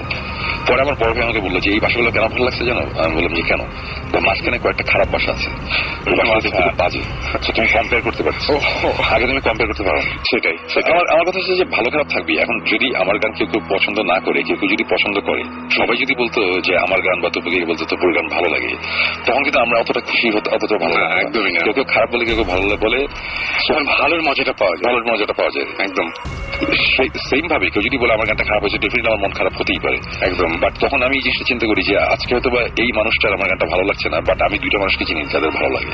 তো আমি এই অনুষ্ঠান এত কথা বলছি অফ দ্য ট্র্যাক এইগুলো বলার কারণ একটাই, সেটা হচ্ছে যে আমি আজকে চোখের সামনে দেখলাম যে একটা কাপল এখানে এসেছে আমাদের সামনে বসা, তারা গল্প বলছে এবং তারা কিভাবে ইমোশনালি ইনভলভ জিনিসটার মধ্যে একদম। আমার কথা হচ্ছে যে ওইটাই যে আমরা যদি এখন সবকিছুরই এক্সপ্লেনেশন দিতে চাই যে এটা হচ্ছে এটা এই জিনিস এক্সিস্ট করে না, এটা এটা তো হবে না। মানে আমার কথা হচ্ছে যে আজকে যদি আমরা সবকিছুর এক্সপ্লেনেশন দিয়ে যদি বলে ফেলি যে এটার রেজাল্ট হচ্ছে এটা অ্যাকচুয়ালি এই জিনিসই হয়েছিল, তাহলে তো অ্যাকচুয়ালি আমাদের এই পুরো পৃথিবীর মানব জাতির আর কিছু শেখার নাই। সবকিছু অবভিয়াস না তো আমাদের ওয়ার্ল্ডে, আমাদের আর কিন্তু তাই না, তো আমাদের আর কিছু শেখার নাই। আমাদের একটা কথা অ্যাড করতে চাই একদম, সেটা হচ্ছে গিয়ে এই যে ওনাদের চিন্তা করেন এই কথাগুলো তাদের কিন্তু এক্সপ্রেস করার মতো তার স্কোপ ছিল না। আছে কিন্তু তারা পারতেছে যে মানুষকে বলতে, শেয়ার বলতে পারছে যে আমাদের এই প্রবলেমটা আছে। This is a big thing আমি মনে করি। কারণ যাই হোক ওনাদের সাথে যাই হচ্ছে, অনেকের কাছে হয়তো এটা বিলিভ করছে না, কিন্তু তারা তো বলতে পারছিল না কাউকে। হয়তো অনেকে হেসে উড়াই দিতেছিল যে এটা কি হচ্ছে, কিন্তু কোনো একটা জায়গা আছে। শুনবে যেটা বলে যে ওনার চোখের পানি কিন্তু এত সস্তা না, সেটাই ওনার ওই ফিলিংসটা আসছে দেখে, ওই বাজে খারাপ ভাবটা আসছে দেখে তার চোখের পানি আসছে। তো আমাদের এটা একটু মানে if we can share and যদি চিন্তা করি তাহলে মনে করি যে যেই প্রবলেম হোক সলভ করা সম্ভব। সেটাই আমাদেরও কথাটা সেটাই। এবং আমি বলবো যারা আপনারা SMS করে আপনাদের ঘটনাগুলো জানাতে চান, তারা শাউট লিখে স্পেস দিয়ে আপনার নাম লিখে স্পেস দিয়ে আপনার মেসেজ লিখে পাঠিয়ে দিন 840 নম্বরে। রবিন লিখেছেন যে তার কাছে খুব ভালো লাগছে এবং তিনি ভয়ে ঠান্ডা হয়ে গেছেন। আচ্ছা, আমরা ভয়টুকুই চাই আসলে, যে ভয়টুকু আপনাদের ভালো, ভয় পেলে ভালো, একটু ভয় পান অসুবিধা সেটাই। বিদ্যুৎ গুলশান থেকে লিখেছেন আমাদের আজ আপনাদের প্রোগ্রামটা এনজয় করে থার্সডে নাইটে করা যায় কিনা। আমাদের তো ইচ্ছা যে প্রতিদিন করবো, আপনারা কি বলেন? মারুফ লিখেছেন যে সরি দিস ইজ, আচ্ছা তিনি বলছেন যে দিস ইজ ডেভিল অর জিন। আচ্ছা তিনি আপনাকে যেটা উপমাকে তিনি একটা ইয়ে করেছেন, অ্যাডভাইস করেছেন যে আপনি মাথার কাছে কোরআন রাখতে পারেন, কোরআন শরীফ রেখে ঘুমাতে পারেন। আমাদেরকে উস্কানি নামে একজন SMS করেছেন এবং তিনি বলছেন যে আয়াতুল কুরসি পড়তে, মানে যখন ঘুমাবেন ঘুমানোর আগে। আর আমি বললাম যে কালো ড্রেস একটু কম পড়বেন। যাই হোক, আপনারা যারা এখনো আমাদের SMS করেননি, ইচ্ছা করলে আমাদের সাথে SMS করে শেয়ার করতে পারেন। শাউট লিখে স্পেস দিয়ে আপনার নাম লিখে স্পেস দিয়ে আপনার মেসেজ লিখে পাঠিয়ে দিন 9840 নম্বরে, bhootfm@radiofurti.fm। এখানে আপনারা ইমেল করে আপনাদের যে ঘটনাগুলো আছে সেই ঘটনাগুলো আপনারা বলতে পারেন। এবং গান যেহেতু আপনারা খুব হেট করছেন ইদানিং বুঝতে পারছি, সুতরাং আমরা তপু হয়ে গেছে চলে আসি। অবশ্যই গান নিয়ে না, ঘটনা শুনি। ঘটনা আর সেটা হচ্ছে সুমন ভাই আমাদের বাসায় আজকে 4 বছর হয়ে গেছে। তো এবং উনি খুব শীঘ্রই চেঞ্জ করবেন আর কি, নিজের বাসায় গিয়ে উঠবে। আচ্ছা, ওনার সাথে এই দীর্ঘ 4 বছরে ওনার শ্রীপুরের বাসার যেই কাহিনী শুনেছি, ওনার ওখানে মিউজিক হোক বা এইসব এক্সট্রা স্পিরিচুয়াল, আমি এখানে একটা ইন্টারাপ্ট করি। সেটা হচ্ছে যে এই শ্রীপুরে আমাদের একটা বাংলো আছে, রাইট? সো ওখানে আমরা যাই, ওখানে আমরা মাঝে মধ্যে থাকি। কেউ কেউ বলে এই বাসটা হন্টেড, কেউ কেউ বলে কিছু না। কয়েকদিন আগে একজন আমাকে বলেছে যে ভূত FM এর চ্যানেলে কেউ একজন লিখেছে যে এই পাশে গিয়ে আমি অনেক থেকেছি, ওখানে রাতে বেলা কুকুরের ডাক ছাড়া কিছু শোনা যায় না, এটা পুরো ভুয়া, এই পাশাটার কিছু নাই। এবং সে ক্লেম করেছে সে আমার কোনো আত্মীয় হতে পারে, আমি জানি না কে। বাট একটা জিনিস আমি বলি, ওটা একটা হ্যাচারি, ওটার ভিতরে কোনো কুকুর নাই, ওখানে কুকুর ব্যান্ড। সে যে কুকুরের আওয়াজ পেয়ে থাকে, তাহলে আমি সরি টু সে ওটা হয় সে মিথ্যা কথা বলেছে, আর না হলে একটু কুকুর ছিল। আর আরেকটা ব্যাপার ইন্টারপ্রিটেশন হচ্ছে যে এই বাসাটায় তো অনেকদিন ধরে যাবে যাবে বলছিল। প্রথমে একবার আমার একটা মিউজিক ভিডিও শুটিং এর সময় সে গিয়েছিল, গিয়ে ওই একটা রাত আমরা থাকিনি, আমরা চলে এসেছিলাম। ওইটার একটা ঘটনা আছে, ওইটা তো এখন বলতে পারবে না, কারণ এটা আমাদের ভৌতিষ্টের ফার্স্ট এপিসোডের ঘটনা। আচ্ছা, তো আমি ওই ঘটনায় সব যেটা না বলে ওকে আমি জাস্ট ওয়ার্নিংটা দিয়ে দিলাম। তো সেকেন্ড টাইম আমরা সবাই যখন একসাথে গেলাম, এটা নিয়ে তপুর একটা ঘটনা আছে, ওকে ওই ঘটনাটা বলবে। ঘটনাটা বলার আগে আমি আবার একটু ইন্টারাপ্ট করি। হ্যাঁ শিওর। সেটা হচ্ছে এর আগের দিন টেলিফোনে আমি কিছু কথা বলেছিলাম। তপু তখন ছিল আমাদের সাথে, সবাই ছিল, ফাইসাল ছিল, ইশতিয়াক নামে আরেকজন ছিল, ফাইসালের ছোট ভাই। তো আমরা সবাই গিয়েছিলাম। আমাদের ওইখানে কিছু ইন্টারেস্টিং কিছু ঘটনা ঘটেছিল, ওটা নিয়ে আমরা শেয়ার করছিলাম। এবং আজকে তপু এসেছে এবং হোপফুলি সামনে আলিফ আসবে। আলিফেরও অনেক ইন্টারেস্টিং ঘটনা আছে। বাট প্রথম আমরা 2 রাত ছিলাম সেখানে। প্রথম রাতের ঘটনা আমি টেলিফোনে বলেছিলাম, ওই ঘটনাটা আমি আবার শর্ট করে আবার বলছি যারা শুনেনি। সেকেন্ড রাতের ঘটনাটা তপু বলবে, বিকজ সেকেন্ড রাতে তপু 2-1টা জিনিস এক্সপিরিয়েন্স করেছে যেটা আমি করতে পারিনি। ওর মুখ থেকে শোনা ভালো। ফার্স্ট রাতের ঘটনাটা আমি আবার রিক্যাপ করছি জাস্ট একটু। সেটা হচ্ছে যে আমরা আমাদের বাসার কোনায় একটা রুম আছে, ওই রুমের মধ্যে আমি পার্সোনালি অনেক কিছু এক্সপিরিয়েন্স করেছিলাম। রুমের টেম্পারেচার প্রচন্ড বেড়ে যায়, উপরে টিনের চালে বাড়ির আওয়াজ হয়। এগুলো আমি একা না, আমার সাথে অনেকবার অনেকে, অপু একজন উইটনেস, যেমন আমাদের রেডিও ফুর্তির আর্য অপু একটা উইটনেস, এবং আরো অনেক মিউজিশিয়ান অনেকেই আছে, অনেকেই যারা বিলিভ করে না তারাও উইটনেস। এবং এনিওয়েজ, সো রাত্রে আমরা অ্যাকচুয়ালি রওনা দিয়েছিলাম অনেক দেরি করে। আমরা গিয়ে পৌঁছেছিলাম কখন 2:30 বাজে, তখন 2:30 বাজে। সো ওখানে যাওয়ার পরে আমরা তখন ডিনার করলাম, অনেকটা ডিনার টিনার করে আমরা আড্ডা দিয়ে চাটা খেতে খেতে আমরা তখন বললাম যে চলো ওই রুমে গিয়ে বসি। বিকজ আলিফরা কখনোই এই ধরনের যে শ্রীপুরের বাসার অনেক ঘটনা শুনেছে, আমি চাচ্ছিলাম একটু ওই রুমে একটা কিছু আজকে যদি হয় তাহলে খুব ভালো হয়। নট দ্যাট যে এটা তো আর মিউজিয়াম না, ভূতের মিউজিয়াম যে গেলাম আর আমাদের বললো যে আমরা আসি, তাই না? আমরা আমি অনেকবার গিয়েছি, সবসময় তো এরকম কিছু হয় না, কিন্তু আমি মনে মনে কিন্তু চাচ্ছিলাম একটা কিছু হোক, ওরা একটু দেখুক, ওরা একটু শুনুক, জানুক, সামনাসামনি একটু এক্সপিরিয়েন্স করুক। এনিওয়েজ, আমরা রুমের মধ্যে বসে অনেকক্ষণ গল্প করেছি। গল্প করতে করতে একটা সময় আমার রুমের পিছনে একটা বারান্দা আছে, এই বারান্দা থেকে পিছনে একটা ডোবা ছিল, ওটা দেখা যেত। এবং ওই ডোবাটার ওই জায়গাটা নিয়ে অনেকের অনেক কথা আছে। এবং রাত্রেবেলা এরকম ঘটনা আছে, একবার আমরা ডোবাটা গিয়ে আর যেতে পারিনি, মানে ভয়ই লেগেছিল, মানে সামথিং ইজ দেয়ার, এরকম একটা ফিলিং হচ্ছিল। খালি আমার একার না, অনেকেরই। যাই হোক, ওইগুলো অন্য স্টোরি, ওগুলো আমরা পরে কথা বলবো না হয়। বাট ওই রুমে আমরা বসে আছি, বসে থাকতে থাকতে আমি বারান্দাটা খুলে দেখেছি, এটা বারান্দা এই ব্যাপার। তো রুমে ঢোকার দরজা 3টা, একটা হচ্ছে বাথরুম থেকে ঢোকার, মানে বাথরুমের দরজা 3টা দরজা, একটা হচ্ছে প্যাসেজ দিয়ে ঢোকার দরজা, একটা দরজা হচ্ছে বারান্দার। এই 3টা দরজা আমরা প্যাসেজ দিয়ে ঢুকে রুমে এন্ট্রেন্স ঢুকে আমরা বসেছি। আমি বসেছিলাম হচ্ছে আমার পিছনেই ছিল হচ্ছে ঠিক ওই বারান্দার দরজাটা, আমি চেয়ারে বসা, সামনে একটা বড় খাটের মধ্যে ওরা 4 জন বসা ছিল। হ্যাঁ, তো আমরা বসে গল্প করছি। গল্প করতে করতে একটা সময় মানে আমার একটা খুব উইয়ার্ড একটা ফিলিং হচ্ছে, যেটা আমার অনেকবার অনেক জায়গাতে গিয়ে হয়েছে, যেসব জায়গায় হয়েছে ওইসব জায়গা নিয়ে ছিল ভৌতিক এপিসোড গুলো করা।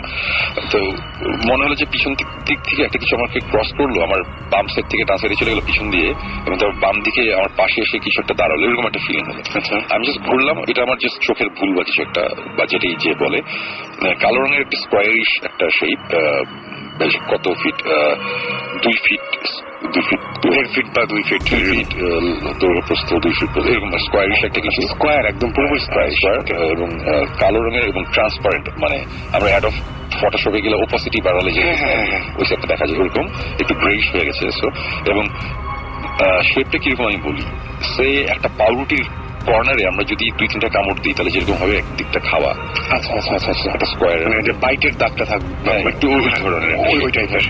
আমি জাস্ট 2 সেকেন্ডের জন্য দেখার সাথে সাথেই আমি জাস্ট ঘুরছি। ফাইসাল তখন আমার সাথে একটা গল্প বলছিল যে ওকে একবার বোবা ধরেছিল, এবং এই গল্পটা বলছিল। তো আমি ওরকম জিনিসটা দেখে আমি দেখলাম যে 2-1 সেকেন্ডের জন্য আমার চোখের সামনে ভাসলো এবং নাই। এবং তখন আমি ফাইসালের দিকে তাকালাম, এবং ফাইসাল তখন সাথে সাথে বলা শুরু করলো, ঠিক তখন দেখলাম আমার সামনে কালো একটা জিনিস দাঁড়িয়েছে, এরকম একটা কথা বললাম। আমি তখন খাট করি, আমি যেটা বলি আমি কোন জিনিসে বিশেষ করি না, আমি মনে হলো ফাইসাল যদি আগে আমাকে কালো জিনিসটা বলতো, তারপর যদি আমি কালোটা দেখতাম তাহলে ওটা অন্য ব্যাপার হতো। একদম একদম। এবং এর আগে আমরা অনেক জায়গায় গিয়েছি, আমাদের ডুয়েট যেমন যেমন আমরা খুলনা ডিভিশনে একটা বাসায় আমাদের ভিডিও ফুটেজের মধ্যে আছে, আমাদের চোখের সামনে দিয়ে ছোট 4 কোনা কালো একটা জিনিস উড়ে চলে গেছে এবং এটা কোনো এক্সপ্লেনেশন নাই। আমার কাছে ফুটেজ আছে এবং এই footage in fact sci fi channel ghost হান্টার্সকে আমি দেখিয়েছি এবং ওরা দেখে ওরাও খুব বলেছে খুবই ইন্টারেস্টিং এবং ওই টেপের একটা কপি ওদের কাছে আছে। বললো যে আমরা এটা দেখবো, আমরা এটা আরো ভালো করে বোঝার চেষ্টা করবো জিনিসটা কি। ওকে, সো তারপর টাঙ্গাইলে একটা বাসায় এরকম কালো রঙের 4 কোনা একটা শেপ একটা জিনিস, এটা সাকিব জিবরান এরা দেখেছে। সো তখন সাকিব জিবরানের সাথে মানুষ এরকম খাতির ছিল না। তো সব জায়গায় আমরা এই কালো জিনিসটা একটা রেফারেন্স পাই। তো মানে আমরা অ্যাকচুয়ালি ভুট্টু শুনলে কি শুনি যে সাদা রঙের কাপড় পরে শাড়ি পরে, কিন্তু ব্যাপারটা আসলে এরকম, ব্যাপারটা কিরকম আমি জানি না, সেরকম ঘটেনি। আমাদের ব্যাপারে ঘটে নাই। আমরা সবসময় কালো এবং খুব উইয়ার্ড 4 কোনা শেপ, ছোট বড় এই টাইপের। তো ওটার সাথে সাথে আমি তখন বিশালের মধ্যে ফয়সাল, আলিফ আর ইশতিয়াক এই 3 জন বসা, আর তপু বসা। তো ফয়সাল হচ্ছে বাম দিকে আমার কোনি আর বাকি 3 জন ওই সাইডে। আমি হঠাৎ করে দেখলাম যে ওরা কি নিয়ে জানি কথা বলছে। আমি বললাম যে কি ব্যাপার? তখন বলছে যে না শোন ভাই, আপনার পিছনে দরজাটা খোলা। আমি বললাম দরজাটা তো আমি ফিরিয়ে দিয়েছি এবং দরজাটা হচ্ছে দেখলে বুঝতে পারবো এটা হচ্ছে লোহার দরজা এবং খুব বড় একটা তালা লাগানোর মতন একটা জিনিস, বেশ ভারী একটা দরজা। সো আমি তখন বললাম যে দরজাটা হয়তো বা ওই ইশতিয়াক মাঝখানে পানি আনতে গিয়েছিল, পানি আনার সময় অন্য দরজাটা যখন খুলেছিল, খোলার পর দরজাটা টানার পর ওই যে ভ্যাকিউম ক্রিয়েট হয়, দরজা অটোমেটিক খুলে যেতে পারে আরেকটা। আমার মনে হয় এরকম একটা কিছু একটা হয়েছে। তখন তবু বললো যে না শোন ভাই, ও পানি আনার আগে থেকে আমি নোটিস করছি দরজাটা খোলা। আমি বললাম আচ্ছা যে কারণেই হোক, বাতাসে হোক যাই হোক, দরজা একটা একটু খুলে যেতেই পারে, এটা it's not a big deal. But যেই ফিলিংটা আমার মধ্যে হচ্ছিল ওটাতে আমি একটু ইয়ে হয়ে গেছিলাম যে সামথিং ইজ রং। কজ এই ধরনের ফিলিং আমার যে ওয়েস্ট ভার্জিনিয়ার ওই ট্রান্স অ্যালাগনি লুনাটিক অ্যাসিড হয়েছিল, খুলনা ডিভিশন একটা মনে অনেক জায়গাতেই হয়েছিল এই ধরনের জিনিস। তো আমার তখন মনে ছিল যে হয়তো বা কিছু একটা এই রুমের মধ্যে এই মুহূর্তে আছে, এরকম একটা ব্যাপার। তো আরো কিছুক্ষণ বসে থাকার পর জিনিসটা আরো তীব্র হচ্ছে যখন, তখন আমি হঠাৎ করে বললাম কি যে চল আমরা এখান থেকে বের হয়ে যাই, আমরা আবার পাশের রুমে যাই। বিকজ আমার মাথায় তখন একটা জিনিস কাজ করছে যে আজকে আমি এখানে ভৌতিক টিম নিয়ে আসিনি, আজকে আমি একা এসেছি এবং তপুর সেকেন্ড টাইম এবং আলিফদের ফার্স্ট টাইম, এবং উল্টাপাল্টা যদি একটা কিছু হয় এটা আমার জন্য একটা অন্যরকম বাজে, একদম সবার জন্য। আমি বললাম চলো যাই, এবং ওরা আমার চেহারা দেখি বুঝলো যে সামথিং ইজ রং, আছে যাই। আমরা তখন ওই রুমের দরজাটা বন্ধ করে আমরা চলে আসছি, লাইট নিভে চলে এসে আমরা পাশের রুমে বসলাম। একটা বড় রুম আছে যেই রুমে বসে আমরা আড্ডা দিই, মুভি টুভি দেখি। ওই রুমে বসে আমরা গল্প করতে করতে হঠাৎ করে ওই পাশের রুম থেকে আবার একটা আওয়াজ আসলো। তবু ফার্স্ট আওয়াজটা 2 বার ছিল না, ফার্স্ট আওয়াজটা কোনটা একবার দুইবার ফার্স্টটা 2 বার হয়েছে, সেকেন্ডটা বোধহয় একবার। আমি অতটা মনে যে আওয়াজ শোনার পরে তখন সবাই বলতেছে যে শুনবে একটা আওয়াজ আসছে। আমি বললাম আওয়াজ তো টুকটাক হয়, এটা কোনো এটা it's not a big deal, আওয়াজ তো হতে পারে, এটা ব্যাপার না। এরকম এর আগে টিনের চালের উপর মনে হচ্ছিল কেউ মানে কিল মারতেছে, এরকম আওয়াজ আমরা শুনছি কন্টিনিউয়াস সারা রাত হয়েছে। সো আমরা কথা বলতেছি, কথা বলতে বলতে আওয়াজ আবার হলো। সেকেন্ড টাইম যখন হয়েছে তখন আমি বললাম যে আমার মনে হয় এখন আমার রুমে যাইতে হবে, আমি যাচ্ছি, তো তোমরা যেতে চাইলে আসো। তো বলেছি ঠিক আছে। আমি গিয়ে দরজাটা খুললাম, খোলার সাথে আমার পিছনেই ছিল বোধহয় ইশতিয়াক, সেগুলো লাইটটা জ্বালাই। আমি বললাম না লাইট জ্বালাবা না, আমি যে জিনিসটা ফিল করতেছি আমি এটা ফিল করতে চাই, আমি চোখে তো কিছু দেখার কিছু নাই, আমি বোঝার চেষ্টা করি যে আদৌ রুমের মধ্যে কিছু আছে কিনা। দরজাটা দিয়ে খোলা, আমরা গেলাম, গিয়েই আমি ফার্স্টেই আমি আমার জুতা খুঁজলাম। বিকজ আমি জানি যে আমার জুতো দুটো আমার যেখানে বসেছিলাম ওখানে জুতো খুলেছিলাম। আমার মাথায় না আমার কাছে মনে হচ্ছিল যে জুতাটা দিয়ে কেউ যদি ফ্লোরের মধ্যে বাড়ি দেয় তাহলে যেরকম আওয়াজ কিছুটা ওরকম। তো ফার্স্টে আমার চোখ গেছে আমার জুতোর দিকে। আমি দেখলাম যে আমার জুতো দুইটাই আমার ইয়ের নিচে রাখা, চেয়ারের নিচে। চেয়ারের নিচেও অ্যাকচুয়ালি জুতাটা ছিল না, জুতাটা হচ্ছে খুলে রাখা হয়েছিল। তারপরে আমি চেয়ারটা টেনে সরানোর পরে চেয়ারের নিচে চলে গেছে। ব্যাপারটা ওরকম। আমি ফার্স্টেই জুতাটা নিয়ে আমি ওই যে বাইরে প্যাসেজ থেকে যেই আলোটা আসছিল আলোতে নিলাম, রুমের তো লাইট আমি নিয়ে নেবানো। আলোতে দেখলাম যে জুতোর নটটা সবকিছু ঠিকঠাক আছে নাকি, দেখে মনে হলো যে পুরো নর্মাল। বাদে আমার এটা হচ্ছে ওই হাইকিং বুট টাইপের, আমি এটা ফিতা খুলি না, ফিতা আটকানো থাকে। আমি ফার্স্টে খেয়াল করলাম ফিতা খোলা কিনা, ফিতা ঠিক আছে, সব ঠিকঠাক। আমি জুতাটা নিলাম, নিয়ে বললাম যে চলে আসছি। আসার পরে আবার আমরা বসে গল্প টল্প করতে করতে একটা সময় আবার আওয়াজ, সেকেন্ড টাইম আওয়াজের পর আমরা আবার গেলাম। এবার গিয়ে লাইট জ্বালাচ্ছি। জ্বালানোর সাথে সাথে ইশতিয়াক বলতেছে কি শোন ভাই, ওই পানির বোতলটা বিছানার উপরে গেল। দেখলাম যে বিছানার ঠিক মাঝখানে, মানে একটা মাঝখানে, হ্যাঁ খুব সুন্দর খালি বোতল, এটা স্টেবল থাকা খুব টাফ। এটা আমরা যেভাবে 500 ml এর ওই যে মিনারেল ওয়াটারের বোতল, এবং পুরো বোতলটা খালি। এবং অ্যাকর্ডিং টু ইশতিয়াক, সে বললো যে আমি বোতলটা যাওয়ার আগে আমি এর পাশে রেখেছিলাম, ওই পাশের সাইড টেবিলে, খাটের পাশের সাইড থেকে। আমি বললাম যে না তুমি শিওর, তুমি চিন্তা করে দেখো, আমি কিন্তু জানি না কোথায় রাখছো। আমার ধারণা এটা এখানে ছিল। বললো যে না আসুন ভাই, আমি এখানে রাখছি, আমি শিওর আমি এখানে রাখছি। এটা নিয়ে আমরা কথা বলা বলি। আর যেটা এত পাতলা হয়, যে তপু ভাই যেটা বলছিলেন যে দাঁড়িয়ে থাকাটা একটু ডিফিকাল্ট, সেটাই। এবং চলো খাট প্লেন হতো একটা কথা, মানে একটা খাটের উপর একটা 500 ml এর খালি বটল, এটা যে কেউ বাসে টেস্ট করলে বুঝবে যে এখানে রেখে আমরা যদি খাটে একটু বসি তাহলে এটা পড়ে যাওয়ার কথা। ওটা খুব সুন্দর মতো দারুণ। তো সবাই খাট থেকে নেমেছে এর মধ্যে, এবং বের হওয়ার সময় সবাই বেশ তাড়াহুড়ো করে নিয়েছে। আমি বলেছিলাম যে এখনই আমরা বের হবো, তখন বেশ সবাই। সো আমি পরে আবার ভাবলাম যে হয়তো দাঁড়ায় থাকতেও পারে। তো আমি খালি বটলটা নিয়ে আমি পাশের সাইড টেবিল আবার রাখলাম, রেখে আমি আবার দরজাটা লাগিয়ে দিলাম। দরজাটা আমি লাগিয়ে দিয়ে আমার পাশের রুমে চলে আসলাম। না সরি, আসল ঘটনাতে বলিনি। যখন বের হয়ে আসছি তখন তপু হঠাৎ করে বলে কি রুমের সে আমরা যেখানে বসে তার একেবারে কোনো মানে আমি যেই কর্নারে, রুমের যেই কর্নারে আমার চেয়ারটা, তার ঠিক অপোজিট কর্নারে ওইখানে হঠাৎ করে তবু বলে এই সময় ওইটা কি, আমরা তো বের হয়ে আসছি। আমি বললাম যে কি, আমি কোনার মধ্যে দেখি কালো রঙের একটা কিছু কাপড় টাপড় কিছু। তখন তবু বলে কি, শোন ভাই এটা মানে একটা মোজা। এটা যখন বলছে আমি তখন দৌড় দিয়ে রুম থেকে বেরোছি। বের হয়ে আমি পাশের রুমে গেছি, পাশের রুমে আমার জুতাটা নিয়ে গেছিলাম এবং জুতা চেক করে দেখি জুতাতে মোজা একটা। এবং এটা খুবই অ্যাবসার্ড ব্যাপার। তবু আমার লাস্ট 4 বছর তবু আমাকে দেখেছে এবং সে জানে যে আমি এইসব ব্যাপারে কত পার্টিকুলার। জায়গার জিনিস জায়গায় একদম খুলে সে মোজা ওই জুতার মধ্যে ঢুকে। এবং আমি আমার রুম কিন্তু খুবই পরিপাটি থাকে, মানে আমি যে আমার পাশে কেউ এসে বিশ্বাস করে না যে আমি পাশে একা থাকি, আমার একটা কাজের লোক থাকে, বাট আমার রুম কিন্তু সবসময় খুব ক্লিন। আমি আমারও মনে হয়নি, আমি দেখে আমি নিজেও খুব অবাক হয়েছি। সবাই মনে করে যে রক স্টাররা তো থাকে, এনিওয়েজ এটা অন্য কাহিনী। সো এবং ওই মোজা ওই সাইডে যেতেই পারে না, ওই সাইডে আমরা যাই নাই, আমরা ওখানে যাইনি।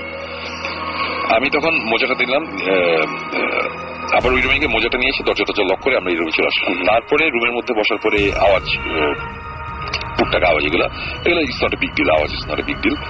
ততক্ষণে কিন্তু ওই যেটা বললাম যে আমরা কিন্তু 3:30টার দিকে ওইখানে গিয়েছিলাম, তারপরে এই রুমে এসে আড্ডা, আবার ওই রুমে যাওয়া। সো ততক্ষণে সকাল। সো ফাইসাল আর আলিফ চলে যাবে। আলিফের ইনফ্যাক্ট ছিল ওই ফোন লাইফ থাকে প্রথম, যে কারণে আসতে পারে না, যে এখন ফোন লাইফ চলছে আর কি। সিরিজ ওরা চলে যাবে, তো ওরা চলে গেলো। আমি বললাম যে তারপর যদি পারো ম্যানেজ করলে চলে আসো, আমরা মজা করতেছি। তো ইশতিয়াক যে ফাইসালের ভাই ছিল ভাই, সে বললো যে আসো ভাই, আমি যদি থাকি তাহলে কোনো প্রবলেম আছে? আমার কোনো অসুবিধা নেই, আমি এত পারো একটা থাকবো, তুমিও থাকবো। আমরা ওখানে রয়ে গেলাম। ওরা চলে গেল, আমরা ঘুমাতে গেলাম বোধহয় সকাল 11টা 11:30 দিকে, ওই সারা রাত 8টা বেজে যাওয়ার পরে ঘুমাতে গেলাম। ঘুম থেকে উঠলাম বোধহয় 3টার দিকে, 2:30-3টার দিকে উঠে আমরা সুইমিং পুলে নামলাম, সুইমিং করলাম, 8টা বাজি এই খাওয়া দাওয়া। তারপরে ওই রাতে আমরা বসবো আড্ডা। আমরা তখন ডিনার করবো, তখন রাত 1টা বাজে। আমরা অ্যাকচুয়ালি লাঞ্চ করেছি হচ্ছে রাত বিকাল 4:30টায়। রাত 1টার আগে খেতে হবে না। আমার একটা কেয়ারটেকার ওই বাসায় থাকে না, পাশে থাকে, ওকে টাকা মানে খাবার টাবার রেডি করছে। ঠিক তখন দেখলাম যে আলিফ আর ফাইসাল গাড়ি নিয়ে আসছে। চলে আসছে। আসার পরে তখন কিন্তু ওই যে রেডিও ফুর্তি থেকে তখনই কলটা হলো, ফাইসাল, আলিফ, আমরা সবাই ফোনে কথা বললাম। ফোনে কথা বলার পরে আমরা ততক্ষণ তারপর আমরা খেয়ে আমরা তখন ওই রুমে আর বসি নেই, আমরা তখন বসি বড় বারান্দার পাশে যে রুমটা। এই রুমে বসলে মাঝে মধ্যে ওই যে বারান্দার পিছনে মানে কোনো আওয়াজ পাওয়া যায় কিনা, মানে আমার জন্য যেটা অনেক ইন্টারেস্টিং ব্যাপার। ওরাও চাচ্ছি একটা কিছু এক্সপিরিয়েন্স করি এই টাইপের। আমরা অনেকক্ষণ বসে থাকতে থাকতে, এটা হচ্ছে সেকেন্ড দিনের ঘটনা আর কি। অনেকক্ষণ বসে থাকতে থাকতে তারপর একটা সময় বললাম যে ঠিক আছে চল আমরা ওই রুমে যাই। আপনি বিকাল থেকে বলতেছিলেন যে আমার আজকে একটু কেমন লাগতো। রাইট, হ্যাঁ তুমি তো এগুলো ধরাই দিও, আমাকে তো সব মনে নেই। মানে আমার একটু লাগছিল। তারপরে রাতের দিকে, যে এখন মনে পড়লো, রাতের দিকে ওই সময় আমি বলতেছি কি যে আমার ক্যান্টিনে মনে ওই রুমে একটা কিছু হইতেছে, আমার ওই রুমে চাইতে হবে, মানে চাইতেই হবে। আমি তখন মানে পুরো হাইপার আর কি। এখন আমার মানে, এবং সাকিব নাই, জিবরান নাই, ক্যামেরা নাই, মানে আমার ওটা নিয়ে আবার কিছু থাকছে যে এইসব ইনভেস্টিগেশনে গেলে আমরা যে পরিমাণ ইকুইপমেন্ট নিয়ে যাই, যা করি নাই করি, এই ব্যাপারটা ওরকম না। ওইটা তবু তখন বলো কি দরজাটা মানে আমি তারপরে যেটা হচ্ছে যে সুমন ভাই সবার সামনে, আমি সুমন ভাই ঠিক পিছনে, আমার পিছনে ফয়সাল ভাই, তারপরে আলিফ, তারপরে হচ্ছে ইশতিয়াক। তো আমরা সব যাচ্ছি।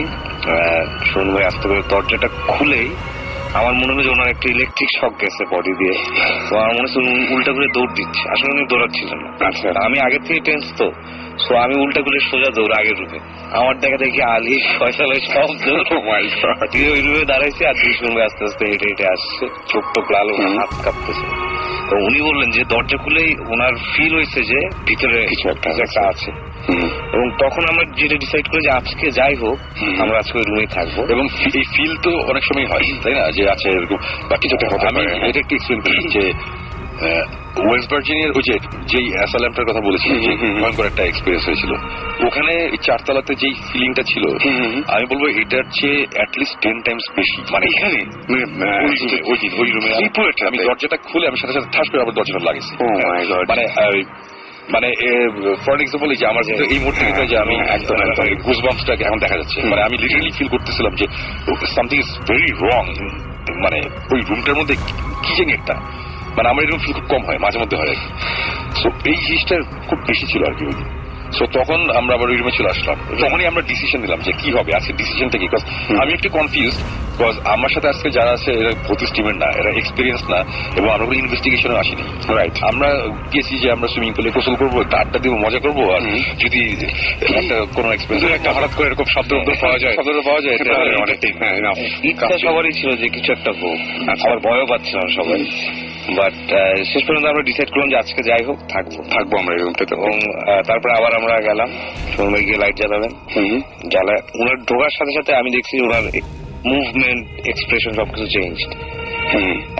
কেমন জানি করতেছেন উনি, মানে একটু কেমন ঘাটটা চুলকাচ্ছেন, ইয়ে করতেছেন, চোখটা কেমন একটু লাল লাল। উনি চেয়ারে বসছে আর আমরা সবাই গিয়ে খাটের মধ্যে বসলাম। বসে সোমবার যেটা বলতেছিল যে আজকে তোমাদের একটা লাইফ টাইম এক্সপিরিয়েন্স হবে, সো বি রেডি। আমি যে কেন শুনবো কি হয়েছে। আর আমি এমনিতে কিন্তু অনেক ভীতু, মানে অনেক ভীতু হচ্ছে গিয়ে আজাইরা জিনিসে ভীতু, কিন্তু শব্দ হইলেই আমার মনে হয় কি না কি সেটা হচ্ছে আসলে এরকম। তো আমি গিয়ে বললাম জিজ্ঞেস করলাম কেন শুনবো কি হয়েছে। মানে আমরা সবাই কিন্তু টেন্স, কারণ শুনুন ভাই ইজ নট নর্মাল, ওর হাত কাঁপতেছে, পা কাঁপতেছে। শুনে বলে যে এই মুহূর্তে এই রুমে একটা জিনিস আছে, সো আমি ওটা ফিল করতেছি। এটা বলার সাথে সাথে আমি দেখলাম যে ওনার এই ঘাড়ের উপর থেকে যত রগ আছে, মাথার এইখানকার সব রগ আমি দেখতে পারতেছি, মুখ এবং ঘাড় সব জায়গায় রগ তার দেখতে পারতেছে। এবং এইটা কোনো নর্মাল মানুষের পক্ষে এটা সম্ভব না ক্রিয়েট করা, যদি না কেউ তার গলা চেপে ধরে বা গা চেপে ধরে, ব্লাড সার্কুলেশন বন্ধ হয়ে যায়।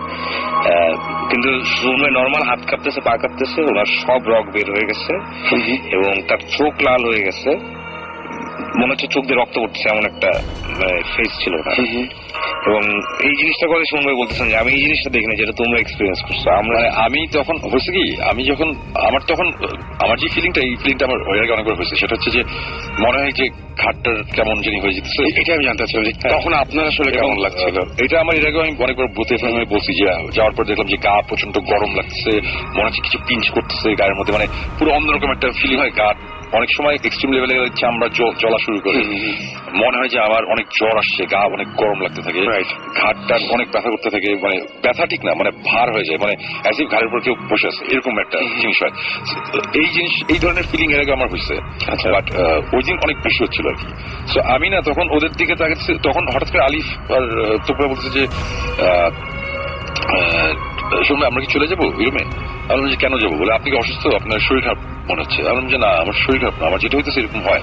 আর তখন আমি তাদের বলেছি যে দেখো তোমরা যে আজকে এখানে আসো, এখন এই মুহূর্তে রুমের মধ্যে যেটা হইতেছে এটা তোমরা তো বুঝতেছো না, বাট তোমরা এক্সপিরিয়েন্স চেয়েছো, এই I give you the experience.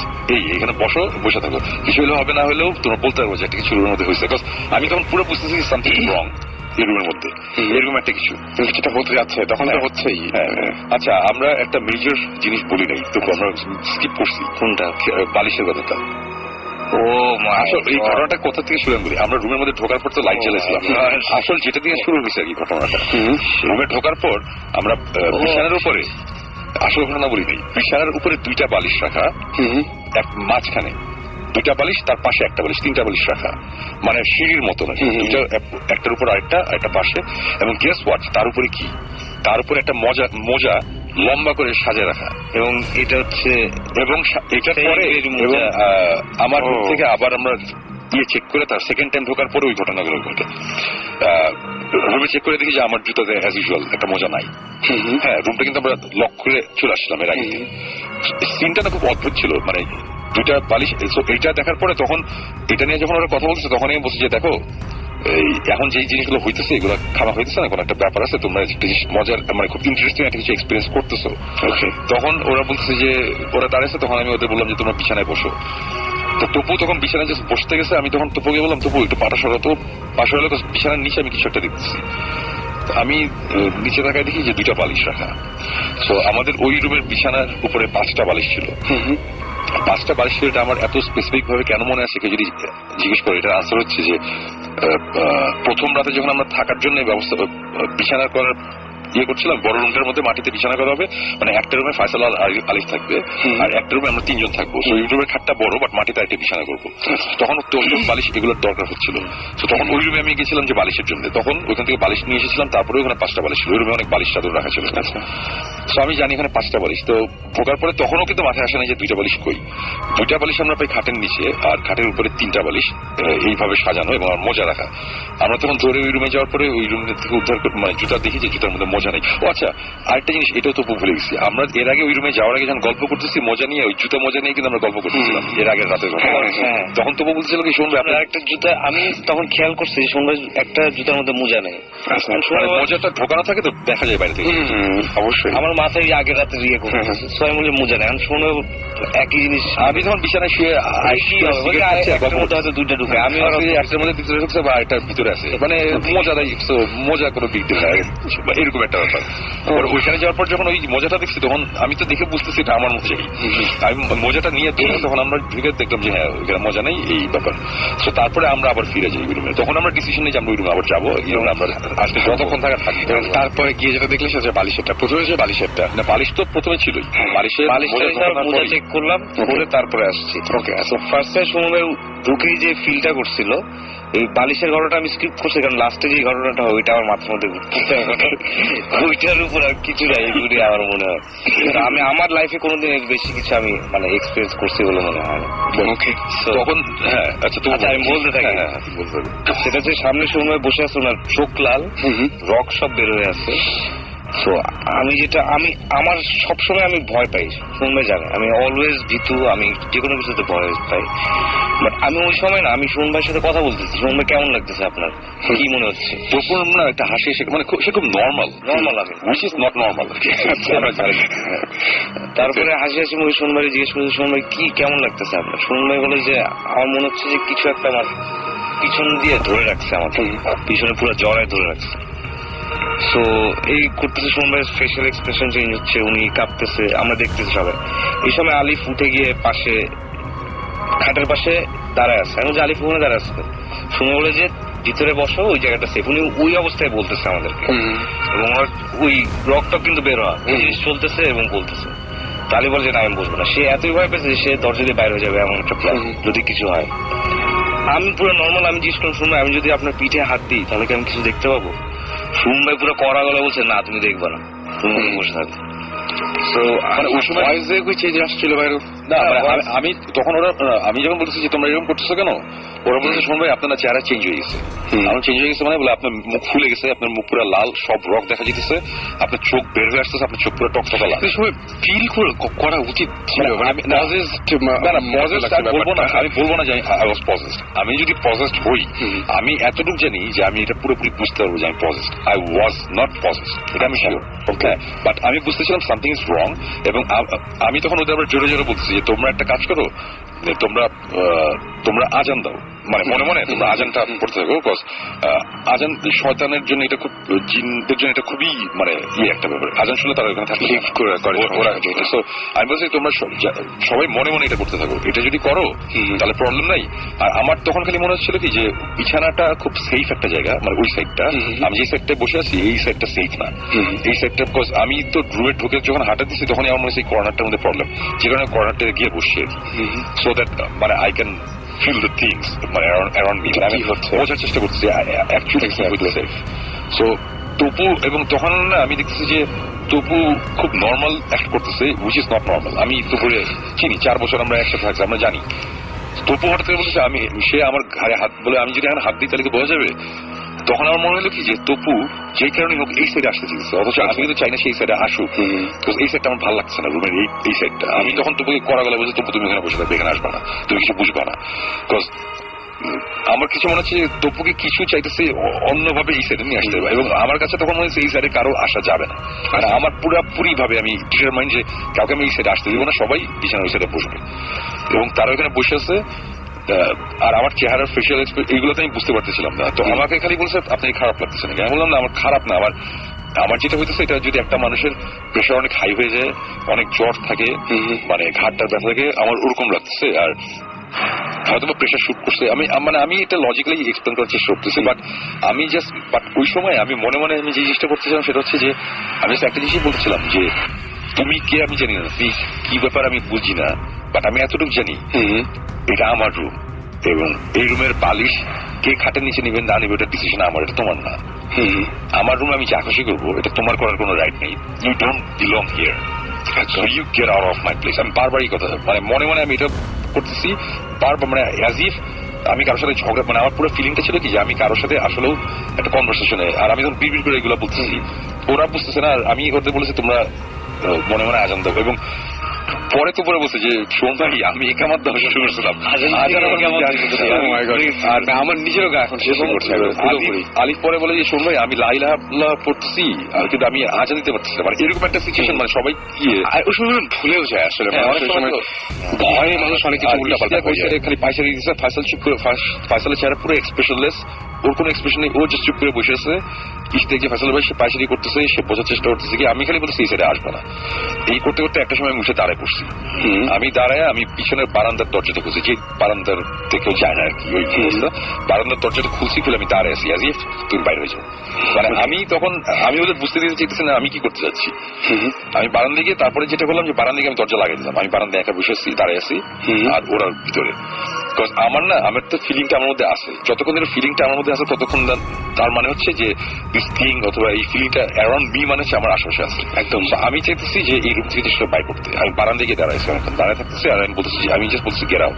শেষে এক সময় বেশ জোরে বলছি যে গেট আউট।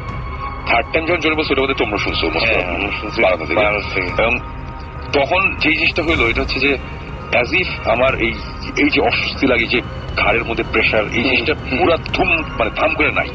মানে আমি এর আগে বলছিলাম না যে ওয়েস্ট ভার্জিনিয়াতে 4th ফ্লোর থেকে যখন আমি সিঁড়িতে যাই, আমরা সিঁড়িতে যাওয়ার সাথে সাথে মনে হলো প্রশান্তি, মানে একটা কিছু একটা নাই, নেমে গেল ঠিক ওই ফিলিংটা। এবং এই ফিলিংটার 1 সেকেন্ড এদিক সেদিক, আমার সামনে 2-3টা গাছ ছিল, অন্ধকারে কিছু দেখা যাচ্ছে না, গাছের মধ্যে একটা আওয়াজ, টাক টাক টাক এরকম 3টা আওয়াজ, আর একটা ডালপালা নড়ার একটা আওয়াজ। আমি বলতেছি না যে একটা কিছু আমার জিনিস ছিল ডুবে চলে গেছে গাছের মধ্যে, আমরা আসলে কিছুই বলছি না, আমরা জাস্ট কি হয়েছিল সেটা বলছি, এবং হয়তো গাছে তখন একটা কাঠ বিড়ালি বা কিছু থাকতেও পারে। এটা আমি জাস্ট মনে হলো যেটা বলার দরকার আছে। তো এই ঘটনা এটা হওয়ার পরে আমি সাথে সাথে রুমের মধ্যে ঢুকছি। ঢোকার পরে তখন আমি শুনবে বলতেছে যে উনি কথা বলতেছে যে চলে গেছে সব, কিন্তু উনি পিঠ চুলকাচ্ছিলেন। তো আমি ইয়ে করলাম সময় কি আপনার পিঠে কি হয়েছে, কি সমস্যা। মানে আমার এখানে ব্যাপারটা হচ্ছিল কি, আমরা এখানে যাওয়ার পরে কয়েক মিনিট তখন তো আমি নর্মাল হওয়া শুরু করছি। ওই সময় মানে আমি তখন নর্মাল মানে কি, আমি তখন মনে হচ্ছে যে কোনো প্রবলেমই নাই এই রুমের মধ্যে, we are very much protected, কোনো অসুবিধা নেই, এভরিথিং ফাইন। আমি হাসতেছিলাম যে আর যাই হয়েছে না হয়েছে, বাট এখন আমরা ফাইন, আমরা কোনো সমস্যা নেই। এগুলো বলতে বলতে আমি তখন বুঝতেছি আমার শরীর একটু ব্যথা করতেছে। তারপরে হঠাৎ করে বলতাম যে পিঠে বেশ ব্যথা করতেছে, পিঠের নিচ দিকটায় মানে বেশ, মানে ব্যথাটা একটু বেশি। আমি তখন বললাম, আমি তখন পিঠে হাত দিতেছি, তখন তপু আমার বললো যে শুনবাই কি সমস্যা কি। আমি শুনবাই বলে দেখো তো কি হচ্ছে। আমি তখন গেঞ্জি উঠাইছি, উঠে যেটা দেখলাম যে ওনার মাঝখানে মেরুদণ্ড, আর বাকি কোনাকুনি ভাবে পিঁপড়া যদি কামড় দেয় মানুষজন বা মশা কামড় দিলে ফুলে যায় না, চারপাশে উঁচা হয়ে যায়, একদম পুরো ডিজাইন করা 3 কোণা এরকম দাগ মেরুদণ্ডের পাশ দিয়ে, মানে পিরামিড শেপের, মানে একেবারে সিনক্রোনাইজ, এগুলো নট দেন যে আনইভেন এরকম কিছু না, সিনক্রোনাইজ। এবং এটারই ভিডিও আছে আমাদের কাছে, পুরো সিনক্রোনাইজ, একটার পর একটা। ধান যেমন বুনলে যেরকম হয় ওরকম গ্যাপে 3 কোণা মেরুদণ্ডের 2 পাশ দিয়ে নিচের দিকে নেমে গেছে দাগ অনেকগুলা। এটা কি কোনো পেন্টাগ্রাম টাইপের এরকম টাইপের? পেন্টাগ্রাম না, কিছুটা ট্রায়াঙ্গেল বেসটা হয়তো বা নাই, মানে এরকম 2 কর্নার 2টা আছে উপরে, মানে।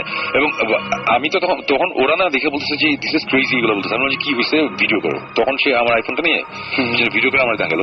আমি দেখে আমার কাছে মনে হচ্ছে কি যে খুব ডিজাইন করে লাইন ধরে যদি মশাদের আমি দাঁড়া করে দিই তাহলে যদি এখন কামড়া রক্ত খাইবার চলে যাবে মানে কিভাবে যাবে খুলে যাবে জিনিসটা আমার মানে খুবই উইয়ার্ড মানে আমি এই ব্যাপারটা আমি এখনো বুঝতে পারছি না এবং এই ভিডিওটা আমি সাকিব জীবন সবাইকে দেখেছি ওরা সবাই বলতেছে যে এটা কি মানে এটা কিভাবে হবে সেটা সম্ভব কিভাবে মানে আমি রুমের মধ্যে ওদের সামনে আমি বারান্দায় গেলাম বারান্দা থেকে আসলাম তারপরে সো আমি ওদের চোখের বাইরে ছিলাম একমাত্র যখন আমি বারান্দায় ছিলাম রাইট সো তারপরে সকালের দিকে আমি আবার গিয়ে আমি বারান্দায় গেছি মানে তখন অন্ধকার আমি বারান্দায় গেছি একটা কারণেই বারান্দায় দেখার জন্য যে এখানে এরকম কিছু আছে কিনা যেখানে আমি হেলান দিলে বা ঠেস দিলে এরকম কিছু হতে পারে সেই টাইপের কিছু হয় নাকি আমি ইঞ্চি খুঁজছি আমি কোথাও কিছু পাইনি এবং এটা হচ্ছে কোথাও ঠেস দিলে যে জিনিসটা হওয়ার কথা এই দাগগুলো মোটেও তা না এটা পুরো ফুলে আছে এবং কামড় দিতে হবে কিছু একটা অবশ্যই আর কামড়ানো হয় লাইন ঠেস দিলে হবে কি যে বাইরে থেকে দিলে গেঞ্জিটা ফুটা হয়ে যাবে টি শার্ট বা কিছু হবে কিছু একটা হবে কিন্তু এটা পুরো উঁচা এবং সবচেয়ে উইয়ার্ড জিনিস সেটা হচ্ছে এই দাগ ধরেন 15 মিনিটস তারপরে চলে গেছে পুরো প্রাণী ওখানে আর কোনো দাগ নেই ওনার মানে এই দাগটাও যে নাই কিছুক্ষণ পরে ওটা মানে আমি তখন ওরা তো একটু কনসার্ন ব্যাপারটা কি হইতেছে আমি কতক্ষণ পরে হাত দিয়ে দেখি না ফোলা জিনিসটা নাই আমি বললাম যে আমার ওরকম কিছু লাগতেছে না আবার গেঞ্জি উঠার পরে দেখি মানে কোন রকম প্রুফই নেই যে একটু আগে আমার আমি যে কারণে আপনাদের একটু আগে জিজ্ঞেস করছিলাম যে দাগটা কি 15 মিনিট পরে ছিল কিনা আমরা বোধহয় 15-20 মিনিট পরে চেক করে দেখছি যে আমার পিঠ পুরো নর্মাল কোনো কিছু নাই বাট থ্যাংক গড যে আমি ভিডিওটা করছিলাম সো আমি এখন শেষ হলাম পরে তোমায় দেখাবো এটা আমরা চাই এবং আমার ফোনই আছে ওকে আমার কথা হচ্ছে যে হয়তোবা এই পুরো ঘটনারই একটা লজিক্যাল একটা সাইন্টিফিক এক্সপ্লেনেশন আছে সম্ভব হয়তোবা দাঁড় করানো সম্ভব না যার যেটা বিশ্বাস করে করবে যেটা করবে না বাট আমাদের যেই এক্সপিরিয়েন্সটা ওখানে হয়েছে আমাদের সবার মানে আমি তপু আলিফ আমরা এখানে আমরা যারা ছিলাম আমরা ভৌতিক টিমের না আমি ভৌতিক টিমের ওরা ভৌতিক টিমেরও না ওরা বাইরের হ্যাঁ সো এইটার কথাই আমি ওই সময় বলতেছিলাম যে আজকে তোমাদের যে এক্সপেরিয়েন্স এটা ওয়ান্স ইন এগুলো সবার সবসময় হয় না তোমরা খুব লাকি যে এই জিনিসগুলো এনজয় করতে পারতেছি এবং এই ঘটনার পরে আমরা আবার রুমে চলে যাই রুমে যাওয়ার পরে আমাদের অনেক জোরে ফ্যান ঘুরতেছে তো তার বলছে যে ফ্যান এত জোরে ঘুরতেছে আওয়াজটা পাওয়া যাবে না ফ্যানটা বন্ধ করে দিই তাহলে একবার টুকটাক আওয়াজ পেয়েছিলাম তো it's not a big deal ফ্যানটা অফ করলাম ফ্যানটা অফ করার পরে হঠাৎ করে মনে হলো কি উপরে টিনের চালে কেউ একটা কিছু দিয়ে টকে দিল টাক একটা আওয়াজ এবং এটা তো গাছও পেয়েছিলেন একবার এবং আওয়াজটা পুরা টেম্পো আমরা যে মিউজিক শুনি না একটার সাথে আরেকটা যে গ্যাপ থাকে গ্যাপ ইজ সেম একটা আওয়াজ হইলো 2 সেকেন্ড পর আরেকটা আওয়াজ হলো একটু সামনের দিকে 2 সেকেন্ড পর আরেকটা আওয়াজ হলো এখন এটা হতে পারে কোন একটা ডিভাইস কোন একটা ইকুইপমেন্ট কোন কিছু একটা আওয়াজ আসতেছে বাট ইন্টারেস্টিং ব্যাপার হচ্ছে আওয়াজটা শুরু হয়েছে হচ্ছে রুমের কর্নার থেকে উপর সিলিং থেকে মানে আমি একটু এক্সপ্লেন করি আমাদের বাসাটা হচ্ছে টিন শেড আর নিচে ফল সিলিং রুমের মধ্যে ফল সিলিং দেখা থেকে টি শার্টটা দেখা যায় সো ধরলাম যে কোনাকুনি কোন একটা জায়গায় টিনের মধ্যে একটা আওয়াজ টাক একটা আওয়াজ তার সে কয়েক সেকেন্ড পরে পুরো তালে মানে এই জিনিসটা আমরা ওখানে আমরা 4 জন মিউজিশিয়ান একদম তারপরে একটু আবার টাক টাক কিন্তু ইন্টারেস্টিং ব্যাপার হচ্ছে আওয়াজটা কর্নার থেকে আস্তে আস্তে মাঝখানে আসছে আগাচ্ছে আমার হাঁটাও না এটা কিছু ছোট্ট একটা মানে মার্বেল পড়লে যেরকম একটা সাউন্ড হয় হাঁটা না এটা মার্বেল পড়লে সবচেয়ে আশ্চর্য যে গাছ থেকে বা আশেপাশে কোনো জায়গা থেকে কিছু পড়ে তাহলে পড়বে না এক্স্যাক্টলি ওইখান থেকে গাছ থেকে পড়ার কিছু নাই আমরা চিন্তা করছি মানে বাট এই জিনিসটা খুব মজা লাগছে এবং ওই আওয়াজ যখন 5 নম্বর আওয়াজটা যখন হলো 5th সাউন্ডটার সময় আলিফ উঠে গিয়ে ফ্যানটা শেষ করে ফ্যানটা আমি ছাড়বোই কোথাও আমার ভয় লাগছে তখন আমি বললাম তুমি এত ভয় করতেছিল যে রুমের মধ্যে আওয়াজটা হচ্ছিল আমি রুমের উপরে হইতেছিল আমরা সবাই উপরে বসে আলিফের মনে হচ্ছিল রুমের মধ্যে আলিফের একটু লাগছে যে কেন তুই ফ্যান চালাস আমরা সেটাইছিলাম আলিফ আবার এতই ভয় পাইছে এবং সে ফিল করছে রুমে তার এক্সপ্লেনেশনটা হচ্ছে আওয়াজটা তার দিকে আসতেছিল কিন্তু এটা খাটের নিচ থেকে আর আমাদের এক্সপ্লেনেশনটা হচ্ছে যেটা টিন শেডের উপর থেকে মানে আমরা একটু কনফিউজ এই কারণে আলিফ এত ভয় পেয়েছে তখন বলে যে শোন আমি এরকম শুনতেছিলাম সো যেটি হোক এইগুলোর তো টুকটাক আওয়াজ এগুলো মানে হয়তোবা অন্য কোনো সময় এরকম একটা আওয়াজ পেলে আমরা হেসে উড়িয়ে দিতাম বাট একদম কিছুক্ষণ আগে এরকম একটা রাতে এরকম একটা ঘটনা ঘটছে যেটার জন্য মানে আমরা তখন কোনো কিছু এক্সুয়ালি নর্মালি নিতে পারিনি খুবই স্বাভাবিক বাট দেন এগেন এই টাইপের জিনিসপত্র হলে মজাই লাগে সো আমি এটা জানতে চাচ্ছি যে তো ভাই ওই সময় কি মজা লাগছিল আসলে আগে ওই সময় মনে হচ্ছিল এটা শেষ হওয়া উচিত এটা আমার একটা আচ্ছা আমি এখানে একটা আবার সরি আমি ইন্টারাপ্ট করতেছি। আমার এটা খুব ইন্টারেস্টিং সেটা হচ্ছে যে টপু ওইখানে যেভাবে অ্যাক্ট করছে এটা খুবই বললাম না যে এটা নর্মাল না তপুর জন্য। তবু হাসে এসে তবু আমি এসে ধরে দেখি এই টেপে করতেছে, মানে আমি তাকে তখন চেষ্টা করতেছি তুমি ওই সাইডে থাকো, বাট ওই রুম থেকে বের হয়ে যাওয়ার পর যখন এই রুমে গেছে তখন কিন্তু তবু বলতেছে যে সময় আমার অনেক ভালো লাগছে। মানে তখন তপু পুরো অ্যাজ ইফ এতক্ষণ তপু মানে তপুর মধ্যে ছিলেন না, মানে ভয়ের সুইচটা অফ করা ছিল, আসার পর এখন সুইচটা আবার অন করছে বা চার্জ চলে গেছিল আবার চার্জ হয়েছে। মানে রুমে আসার পর তপু বলছে কি আমি এখন বাথরুমে যেতে পারছি না, আমার ভয় লাগছে শুনবে। মানে সে তখন অনেক বুঝতেছি তোর ভয় লাগার কথা, বাট এর আগে কিন্তু তুমি আমার কোনো কিছু লাগতেছিল না, কোনো ভয় লাগতেছিল। আচ্ছা ওই যখন একদম সামনাসামনি দেখছেন সুমন ভাইকে ওই সময় ভয় লাগছে না? ভয় না, আমি কিউরিয়াসিটি ফিল করছিলাম যে আমি গিয়ে দেখি ধরে যে কিছু আছে নাকি ওখানে। বাট ওই রূপটা থেকে যখন আরেক রুমে গেলাম আমি একেবারে ভয় শেষ। আমি এক খাটের মাঝখানে মানে কর্নারে বসতে ভয় পাচ্ছি, আমি খাটের মাঝখানে বসে আছি, এই শব্দ এক্সপিরিয়েন্স করছি এবং আমি ওয়াশরুমে যেতে আমার ভয় লাগছিল যেটা রুমের সাথে অ্যাটাচ। সো এই হচ্ছে কাহিনী। এবং আমি জানি না আমার জীবনে কোনোদিন এরকম এক্সপিরিয়েন্স হয়নি, তবে ওই আগের যে ঘটনা ওইটা আমরা পরে এখন বলার দরকার নেই। এই হচ্ছে মানে এটা আমার কোনো এক্সপ্লেনেশন না, আমি সবগুলোর লজিক্যাল চিন্তা করার চেষ্টা করেছি। বালিশ খাটের নিচে, বোতল উপরে, সবকিছু আমি মানছি যে এটা হইতে পারে। আমাদের কেউ ওখানে আমাদের মতিন ভাই ছিল, মতি ভাই,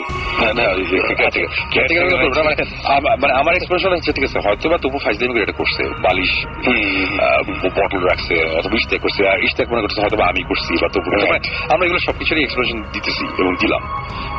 but end of the day আমার দাগের এক্সপ্রেশন আমার কাছে নাই সামনে হয়েছে। এবং সোমবার যে ফেস ওইটা আমাদের কাছে, আপনি তো এটা জানেন না, ওটা আমি দেখিনি। যে ওনার যে ফেস, আমি তো 4 বছর ওনার সব ধরনের ফেস আমি দেখছি, রাগ, দুঃখ, কান্না, হাসি সবই দেখছি, বাট এইরকম এক্সপ্রেশন আমি জীবনে দেখিনি। মানে তার সবগুলো রক বের হয়েছে এবং একটা মানুষের নিচ থেকে এটা করা ইম্পসিবল একটা ব্যাপার। ফেসের প্রত্যেকটা রক দেখা যাচ্ছে তার। এটা খুব অদ্ভুত ব্যাপার, এমনি গলা টলার সময় দেখা যেতে পারে কিন্তু কপালের রক বের হয়ে গেছে, প্লাস হচ্ছে পিঠের দাগ। ডিজাইন করা যেটা শিখলাম, তো এটার কোনো আমি লজিক পাই। অন্যগুলো আমি যাই হোক আমি চিন্তা করতেছি যে ওইটা হইতে পারে, যে কেউ করতে পারে, এটা কোনো কিছু না, কিন্তু ওই জিনিসের কোনো লজিক আসছে না। এই ধরনের ঘটনা তো আপনাদের অনেকই থাকতে পারে যারা শুনছেন আমাদেরকে, তাই বলবো যে যদি জানা থাকে আপনাদের এরকম কোনো কিছু তাহলে অবশ্যই আমাদের SMS করুন, লিখে ফেলুন SHOUT শাউট স্পেস আপনার নাম স্পেস আপনার মেসেজ পাঠিয়ে দেন 9840 নম্বরে। আর আমাদের যদি SMS করে তো ছোট করে লিখতে হয়, যদি বড় সড়ো কোনো ধরনের কোনো ঘটনা শেয়ার করতে চান তাহলে আমাদের মেইল করুন। আর মেইল করতে হবে হচ্ছে শাউট ভূত FM, ভূত FM মানে আমি স্পেলিংটা একটু বলে দিই, BHOOT ভূত FM@radiofurti.fm এ SMS করতে আপনি ইচ্ছা করলে আপনার ইমেল করে আপনার ঘটনাগুলো শেয়ার করতে পারেন। আমি বলতে পারবো যে আমাদেরকে এই মুহূর্তে দেখতে পাচ্ছি জাকি আমাদের SMS করেছেন, এছাড়া SMS করেছেন শাফিন, SMS করেছেন দীর্ঘদিন, আচ্ছা SMS করেছেন মুন্না, এছাড়াও আমাদের SMS করেছেন হাসান ভৌতিস টিম, আচ্ছা ভূত FM এর ভৌতিস টিম এবং ভূত FM এর কাছে পিঞ্জু আমাদের SMS করেছেন। এছাড়াও ভুবান, ইশাক, চমক, রাফায়াত, আরশিয়া, নাভিদ, পলাশ, রনু এবং আমাদের SMS করেছেন শ্যামল, ওয়াসেক সহ আরো অনেকে। থ্যাংক ইউ আমাদের সাথে থাকার জন্য। এন্ড আমরা কি একদম একটা গান শুনে আসি, ফুয়াদ ফিচারিং তপু এবং আনিদার একটাই গান শুনে আসবো এবং তারপরে আমরা আবার ব্যাক করবো। সো স্টে টিউন রেডিও ফুর্তি এন্ড ডোন্ট স্টপ দ্য ফুর্তি। ফিরে আসছি একটু পরেই।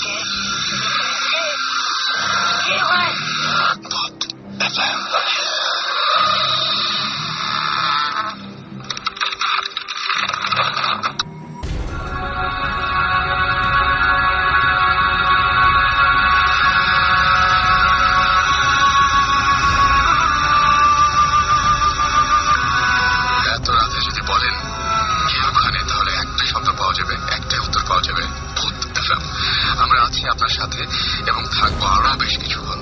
আর আপনাদের কাছ থেকে SMS পাচ্ছি, thanks for being with us. And সবসময় শুনছেন রেডিও ফুর্তি, চলছে ভূত FM। সামনে ঈদ, এবং ঈদে নিশ্চয়ই অনেকে এখন ঢাকার বাইরে যাচ্ছেন, এই মুহূর্তে অনেকে রাস্তায় আছেন। সুতরাং সেই রাস্তায় আপনাদের সঙ্গে হয়েছি আমরা, এবং রাস্তা দিয়ে যাওয়ার সময় অবশ্যই আমাদেরটা কানে শুনে এবং চোখে জানালার বাইরেটা দেখে আপনারা কোনো সমীকরণ মেলানোর চেষ্টা করবেন না। যাই হোক, আমাদের জিহান SMS করছেন, লিখেছেন যে ভূত FM খুব ঝাঁকানাক একটা প্রোগ্রাম। Is it? এটা মানে ঝাঁকানাকা প্রোগ্রাম শোনার সঙ্গে সঙ্গে আমার মনে হচ্ছে হ্যাঁ, এখানে মানে কি বলবো, ড্রামসের তারপরে গিটারের সলো পার্ট আছে, এরকম টাইপের কিছু মনে হলো না, সেরকম কিছুটা। যাই হোক, ভালো লাগছে নিশ্চয়ই, থ্যাংক ইউ। এবং দিয়েছেন ভয় পাই তাও রেডিও অফ করি না, থ্যাংকস, আপনি অনেক সাহসী, আমি আপনার সাথে আছি। আর অঞ্জন লিখেছেন, ভাইয়া আমার ভূত FM শুনলে ভীষণ রকমের অনুভূতি হয়, ভীষণ রোমাঞ্চকর অনুভূতি হয়। অলরাইট, আমার নিজেরই হয় ভাই, আর আপনার হয় জেনে খুব ভালো লাগলো। আমাদের আসলে মানে এইটুকুই, মানে পাওয়া বলতে যদি বলেন তাহলে এইটুকুই, যে আপনার এই যে কিছু একটা আপনাকে ফিল করাতে পারছি, নট এটা যে কোনো কিছু আপনাকে বিশ্বাস স্থাপন করতে যাচ্ছি যে আমি ভূত আছে বা জিন আছে, আমি এইটার পক্ষে, মানে থাকুক বা না থাকুক, আমি কোন পক্ষে না, আমি একদম, আমি যদি বলেন তাহলে বলবো যে আমি আপনাদের পক্ষে। যাই হোক, এই শো রেগুলার করা যায় কি? তিনি বলেছেন ভাই রেগুলার করতে তো আমিও চাই, কিন্তু রেগুলার করতে আরো টাইম লাগবে, যেটা আমার যেটা মনে হয়। হাসান লিখেছেন, ভাইয়া এবং আপু আপনারা কমিউনিকেট করুন তাদের সাথে, যারা মানে এটা বলেছেন পুরোপুরি জাকি এবং জাকি আর হচ্ছে উপমাকে, যে আপনারা ট্রাই করুন যাদের কারণে আপনারা ভয় পাচ্ছেন তাদেরকে, তার সাথে কমিউনিকেট করতে এবং তাদেরকে লিভ করতে। হ্যাঁ, সেটা আমি গত দিন একটা ঘটনা বলেছিলাম, যেটা বাংলাদেশের না, আমেরিকার একটা ঘটনা বলেছিলাম। সেখানে ওই মহিলা যখন নিরুপায় হয়েছিল, তারা একজন মহিলা এবং তার মেয়ে, তারা যখন বলছিল যে প্লিজ আমরা দুজন একা থাকছি বাসায়, আমরা অনেক ভয় পাচ্ছি, প্লিজ আমাদেরকে লিভ করো, তখন কিন্তু কাজ হয়েছিল। এবং সুমন ভাই লাস্টলি বলছিলেন যে তিনি অনেকবার করে চিৎকার করছিলেন যে হ্যাঁ, গ্রাউন্ড গ্রাউন্ড, তো এরকম ব্যাপারটা হয়তো হতে পারে, কমিউনিকেট করা যেতে পারে। নিপু লিখেছেন যে আমি এরকম একটা প্রোগ্রামের জন্য ওয়েট করছিলাম, আরো হরর কিছু শুনতে চাই। ওকে, আমরা চেষ্টা করছি ভাই আপনার সাথে থাকার এবং আপনাকে সেই অনুভূতিগুলো দেওয়ার, কিন্তু ব্যাপার হচ্ছে যখন কোনো কিছু ঘটবে তখনই জানাবো, বানিয়ে তো কোনো কিছু বলতে পারি না। রীতা লিখেছেন যে ভয় লাগে তবুও শুনতে ভালো লাগে।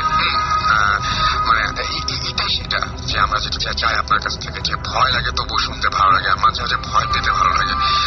অপূর্ব লিখেছেন, আড্ডা থেকে যে মানুষের আগে জিনের সৃষ্টি, দেন মানুষ, আর জিনদের মাঝে ভালো খারাপ দুই আছে। হ্যাঁ, সেটাই, জিনদের মাঝে আমিও বলবো যে ভালো খারাপ দুই আছে। সো আমি সেটাই বলবো যে আপনাদের এরকম জানা যে সমস্ত ঘটনা আছে, সেই ঘটনাগুলো যাতে আমাকে SMS করুন, লিখে ফেলবেন SHOUT শাউট স্পেস আপনার নাম স্পেস আপনার মেসেজ পাঠিয়ে দিন 9840 নাম্বারে।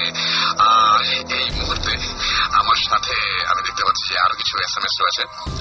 SMS করছেন আমাদের ফুয়াদ, এবং তিনিও একটা ঘটনা শেয়ার করতে চেয়েছিলেন, এবং সেই ঘটনাটা তিনি যখন ক্লাস 9, আচ্ছা ও তিনি প্রায় 9 ইয়ার্স একটা ফ্রেন্ড পজেসড ছিল, সেই ঘটনা তিনি শেয়ার করতে চেয়েছেন।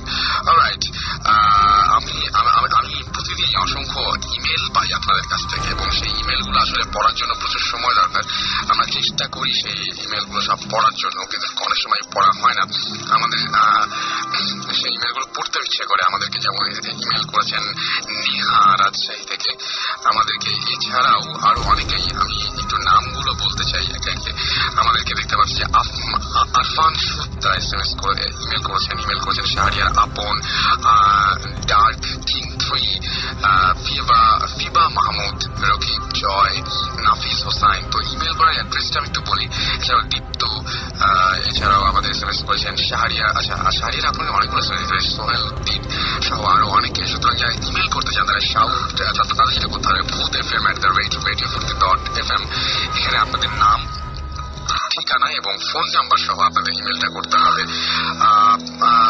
আমাকে রাজশাহী থেকে মিলন কুমার ইমেল করেছেন, এবং তিনি বলেছেন 2007 সালে এক অমাবস্যার রাতে তিনি ঘুমিয়েছিলেন এবং রাত প্রায় 2টা-3টার দিকে ঘোড়ার পায়ের শব্দ শোনেন। তিনি, এবং তারা দুজনেই ঘরের মধ্যে ছিলেন, দুজন ছিলেন, দুজনই শুনতে পেয়েছিলেন এটা।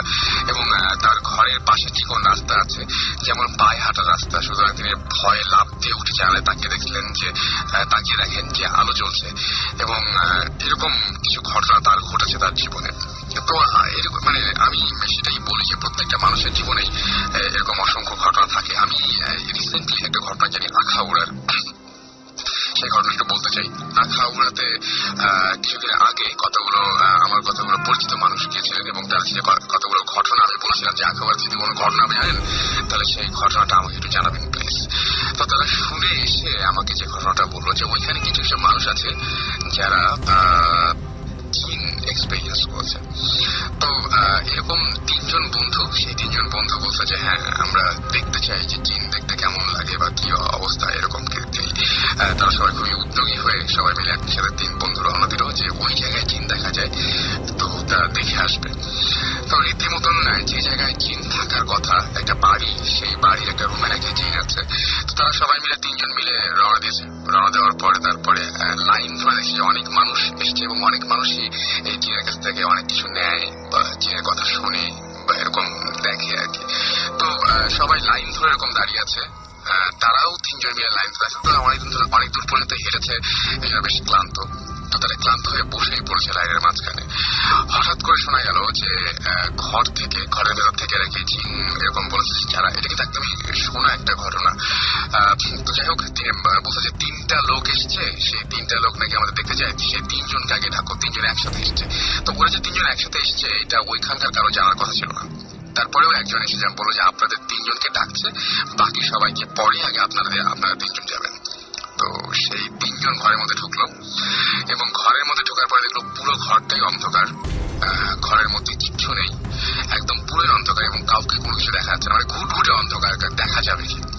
কিন্তু আওয়াজ শোনা গেল যে একটা মেয়েলি টাইপের একটা গলা, সেই গলা থেকে একটা আওয়াজ আসলো এরকম যে তোরা 3জন ফাজলামি করতে আসছিস, বিশ্বাস করিস না, এরকম ধরনের একটা আওয়াজ আসলো। এবং তারপরে বললো যে তোর সঙ্গে টর্চ লাইট নিয়ে এসছি, টর্চ লাইট কোথায়?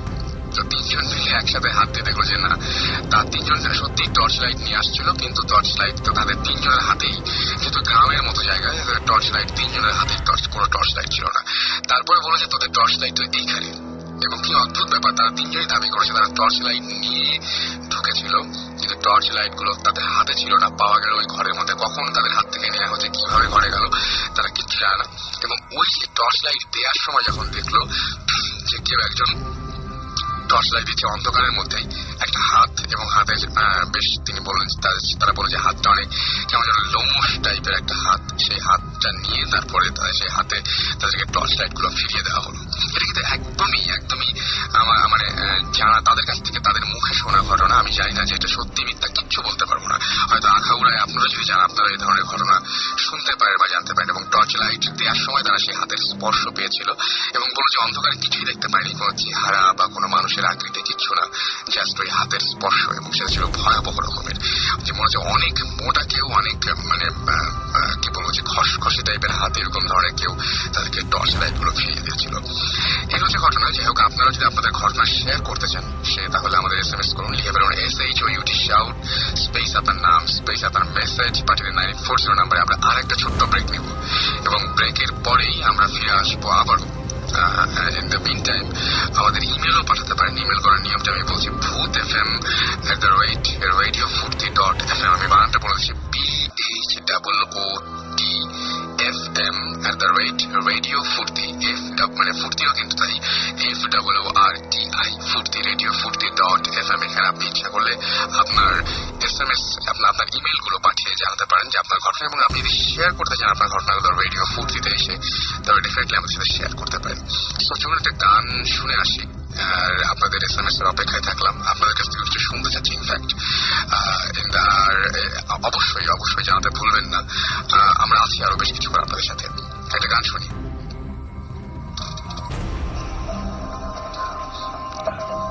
সাথে থাকুন, ফিরে আসছি একটু পরে।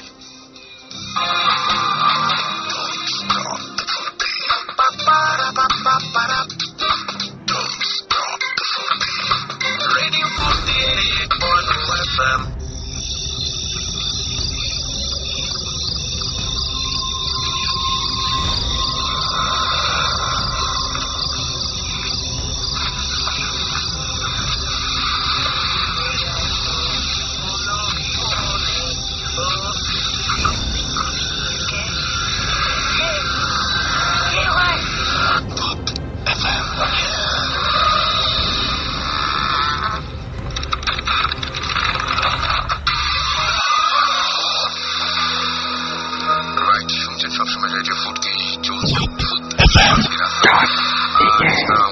আছেন, সুমন ভাই আছেন, তপু ভাই আছেন এবং উপমা আর জাকি এখন আছেন।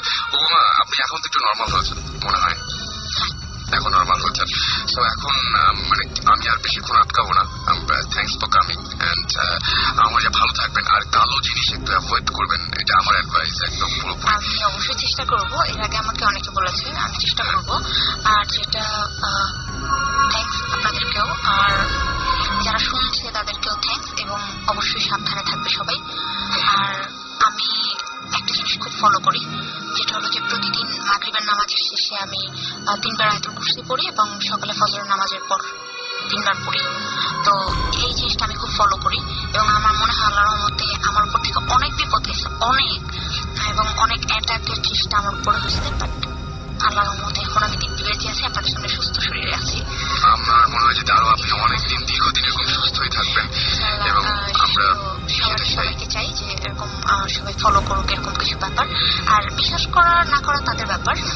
আমি যে বললাম আমার এক্সপিরিয়েন্স শেয়ার করলাম, তো এটা কেউ বিশ্বাস করেছে কি করেছে না আমার এটা কোনো আসলে কোনো ব্যাপার আমার সাথে হয়েছে, আমি ফিল করেছি, আমি সবার সাথে শেয়ার করলাম, আপনাদের সাথে করলাম, সবার সাথে করলাম।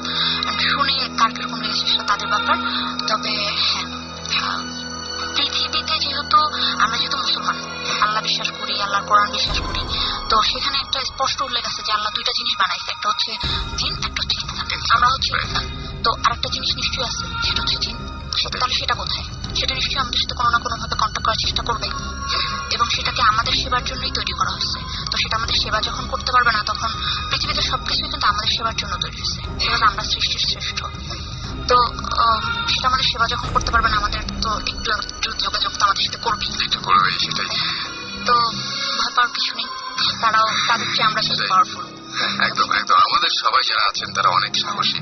জাকি ভাই, আপনাকেও অনেক, আমার মনে হয় জাকি ভাই আপনাকেও থ্যাংকস যে আমরা বলার সঙ্গে সঙ্গে আপনারা রাজি হয়ে গিয়েছিলেন এবং আজকে কষ্ট করে এত রাত পর্যন্ত আমাদের সঙ্গে আছেন। অনেক ধন্যবাদ আপনাকে। আপনাকেও ধন্যবাদ। রেডিও ফুর্তির সবাইকে আজকে যারা আছেন, বিশেষ করে সুমন ভাই, আর ফরচুনেটলি পেয়ে গেছি তো ভাই যে সবাই স্পেশাল গেস্ট। ধন্যবাদ, অনেক ধন্যবাদ আপনাদের দুজনকে। আর আমরা আবারও ফিরে যাই সুমন ভাই। আমরা তো শেষ করার আগে যেটা আমরা বলি আর কি আল্লাহ হাফেজ। সামনে আবার যাওয়ার কিছু বলবো, সামনে যেটা ঈদ আছে, সামনে ঈদ আমার কোনো অ্যালবাম নেই, তো ইনশাল্লাহ সামনে খুব শীঘ্রই আসবে ভ্যালেন্টাইন্স ডেতে। আর আরেকটা হচ্ছে কি,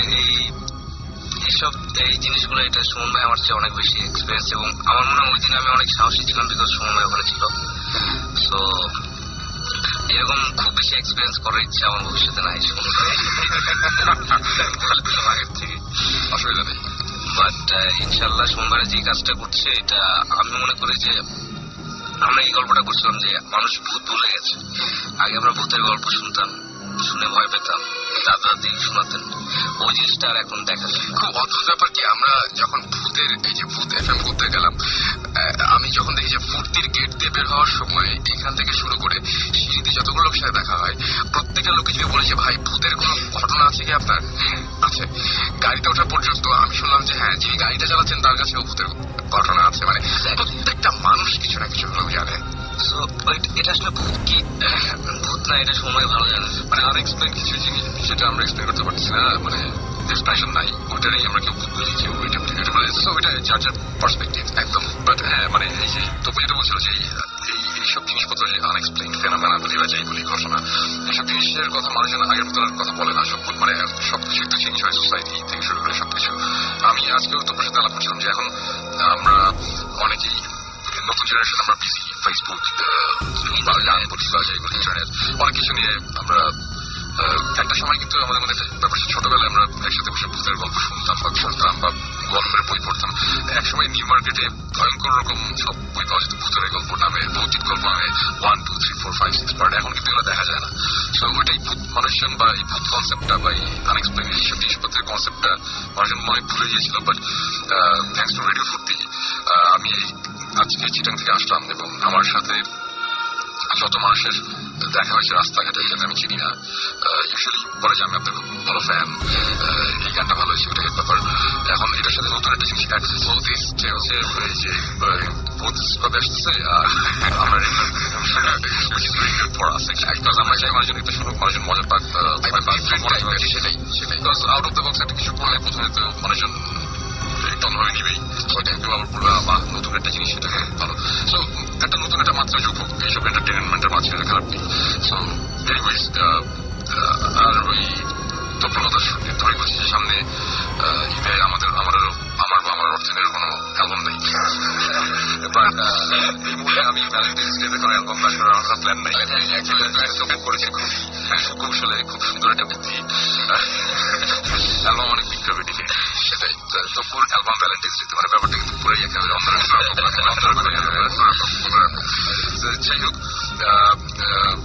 থ্যাংকস ফর লিসনিং। যারা যারা আজকে শুনেছেন অসংখ্য ধন্যবাদ। এবং নেক্সট উইক তো ঈদের সময়, তো ওই সময় আমরা কবে কেমন দিকে আসলে আমাদের প্ল্যানটাকে আমরা জানি না এখন, আমরা এখনো জানি না। তবে আমরা অনেকেই তো বলছে যে শো রিপিট করতে, অনেকগুলো শো, তো আমরা চেষ্টা করবো যে বেস্ট অফ এরকম কিছু একটা করার, বা কিছু ভালো দেখা যাক, আমরা চেষ্টা করছি সেটা, হোপফুলি এরকম কিছু একটা হবে। তাহলে তো খুবই মজার একটা হয়ে মজা পেলে ফাইন। সো নেক্সট উইকে আমরা সশরীরে বা লাইভ আমরা না থাকলেও আমরা কোনো না কোনো ভাবে থাকবে। একদম একদম। আর আরেকটা জিনিস হচ্ছে বুদ্ধিস্টের শুটিং নিয়ে আমরা খুবই জোরের উপরে, মোড়ের উপরে লিটারালি। সো সবসময় আমরা সবাই আসতে পারছি না, বাট দেন আগে আমরা চেষ্টা করছি। তো মাঝে মাঝে আমাদের একটু সেদিকে হয়, মিসলিস হয়। সো এই জিনিসটা অ্যাকচুয়ালি সময় ধরে আমার মনে হয় কি যারা শুনছেন তাদের বেশি বেশি আসতে হবে। এক্স্যাক্টলি। আমার মনে হয় যে অনেকের কাছে অনেক ধরনের এক্সপিরিয়েন্স, স্টোরি থাকে, এরকমও যদি হয় যে কারো কাছে খুব ইন্টারেস্টিং স্টোরি আছে, উনি নাম প্রকাশ করতে চাচ্ছেন না, নেম প্লেস এগুলো উঁচু রেখে বলতে চান, অবশ্যই বলতে পারেন। আমরা পুরোপুরি কনফিডেন্সিয়ালিটি আমরা মেনটেন করবো, এবং আপনি এসে কথা বলে চলে যাবেন, কেউ কাউকে বলবো না, অথবা আপনি যে কথা বলতে নাও চান আমরা নিজেরাই বলবো, কোনো সমস্যা না একদম। বাট আমরা চাই মানুষজনের এক্সপিরিয়েন্স বা কোনো রকম কনফিউশন বা কোনো রকম আনএক্সপেক্ট করে আমরা কিছু থাকলে আমাদের বলুন, তাহলে আমরা নতুন জিনিস পাবো। কারণ আমরা তো মাত্র 3 জন মানুষ, আর এদিকে আসলে আমরা 4-5 জন মিলে, আমাদের তো আর প্রত্যেকদিন আমাদের সাথে দেখা করে না, ব্যাপারটা। Anyways, thanks for listening. এবং আজকে অ্যাকচুয়ালি ভালো লাগলো, অনেক আসলে অনেক ভালো লাগে। ধন্যবাদ রাসেল ভাই, আপনাকে ধন্যবাদ, স্পেশালি সুমন ভাইকে। সারপ্রাইজ ছিল, সুমন ভাই একটা সারপ্রাইজ দিয়েছেন, অনেক শিখতে আরো আসবো। ভূতের ব্যাপারটা আবার সবাই এর আগে সবসময়, কারণ আমি নিজেই সারপ্রাইজ। কয়দিন আগে যে গাড়ি গেছে, লাইক ও মাই গড। যাই হোক, কম যেতে হয় আমার লাইফে, এরকম আমি আশা করছি। বেশি বেশি করে আমি খুশি হবো, বেশি বেশি করে আসতে হবে, আসতে হবে। আর in the meantime next 2 week Rasel তুমি একটু তোমার ভিডিওটা দেখাইছি, একদম তুমি টেক্সট। আচ্ছা, আমি না ওটা বললামই না, তো আমি তো মানে আমি দেখে চমকাই, আমি যতটুকু মনে করছিলাম যে ধান গোড়ার মতো, কিন্তু এতটা জায়গা জুড়ে, মানে অর্ধেক দিকটাই পুরো ধরে আছে, এতটা ডিজাস্টার হয়েছে। আমি যে মানে এটা চিন্তা করি না, আমি যখন ভিডিও দেখো তখন ভাবছি ও মাই গড, এত হিউজ। মানে সবচেয়ে মজার ব্যাপারটা ছিল এটাই যে আমি নিজে কিছু টের পাইনি, কম্পিউটার পেলো আমাদের বলতে গেল। আর কিন্তু সব যারা আপনাকে দেখেছে তারা টের পেয়েছে, তাদের এটাই আমি কম বুঝেছি। এবং আপনি বুঝছেন না, আপনি কিন্তু জিনিস পেয়েছেন, সেটা হচ্ছে আপনার চেহারা দেখে ওরা একদম ফিল করছে, ওদের চেহারা দেখে আপনি বুঝতে পারছেন যে আপনার চেহারা আছে। ওটা তো এনিওয়েজ, আজকে তাহলে আমাদের যাওয়ার টাইম লেগে যায়।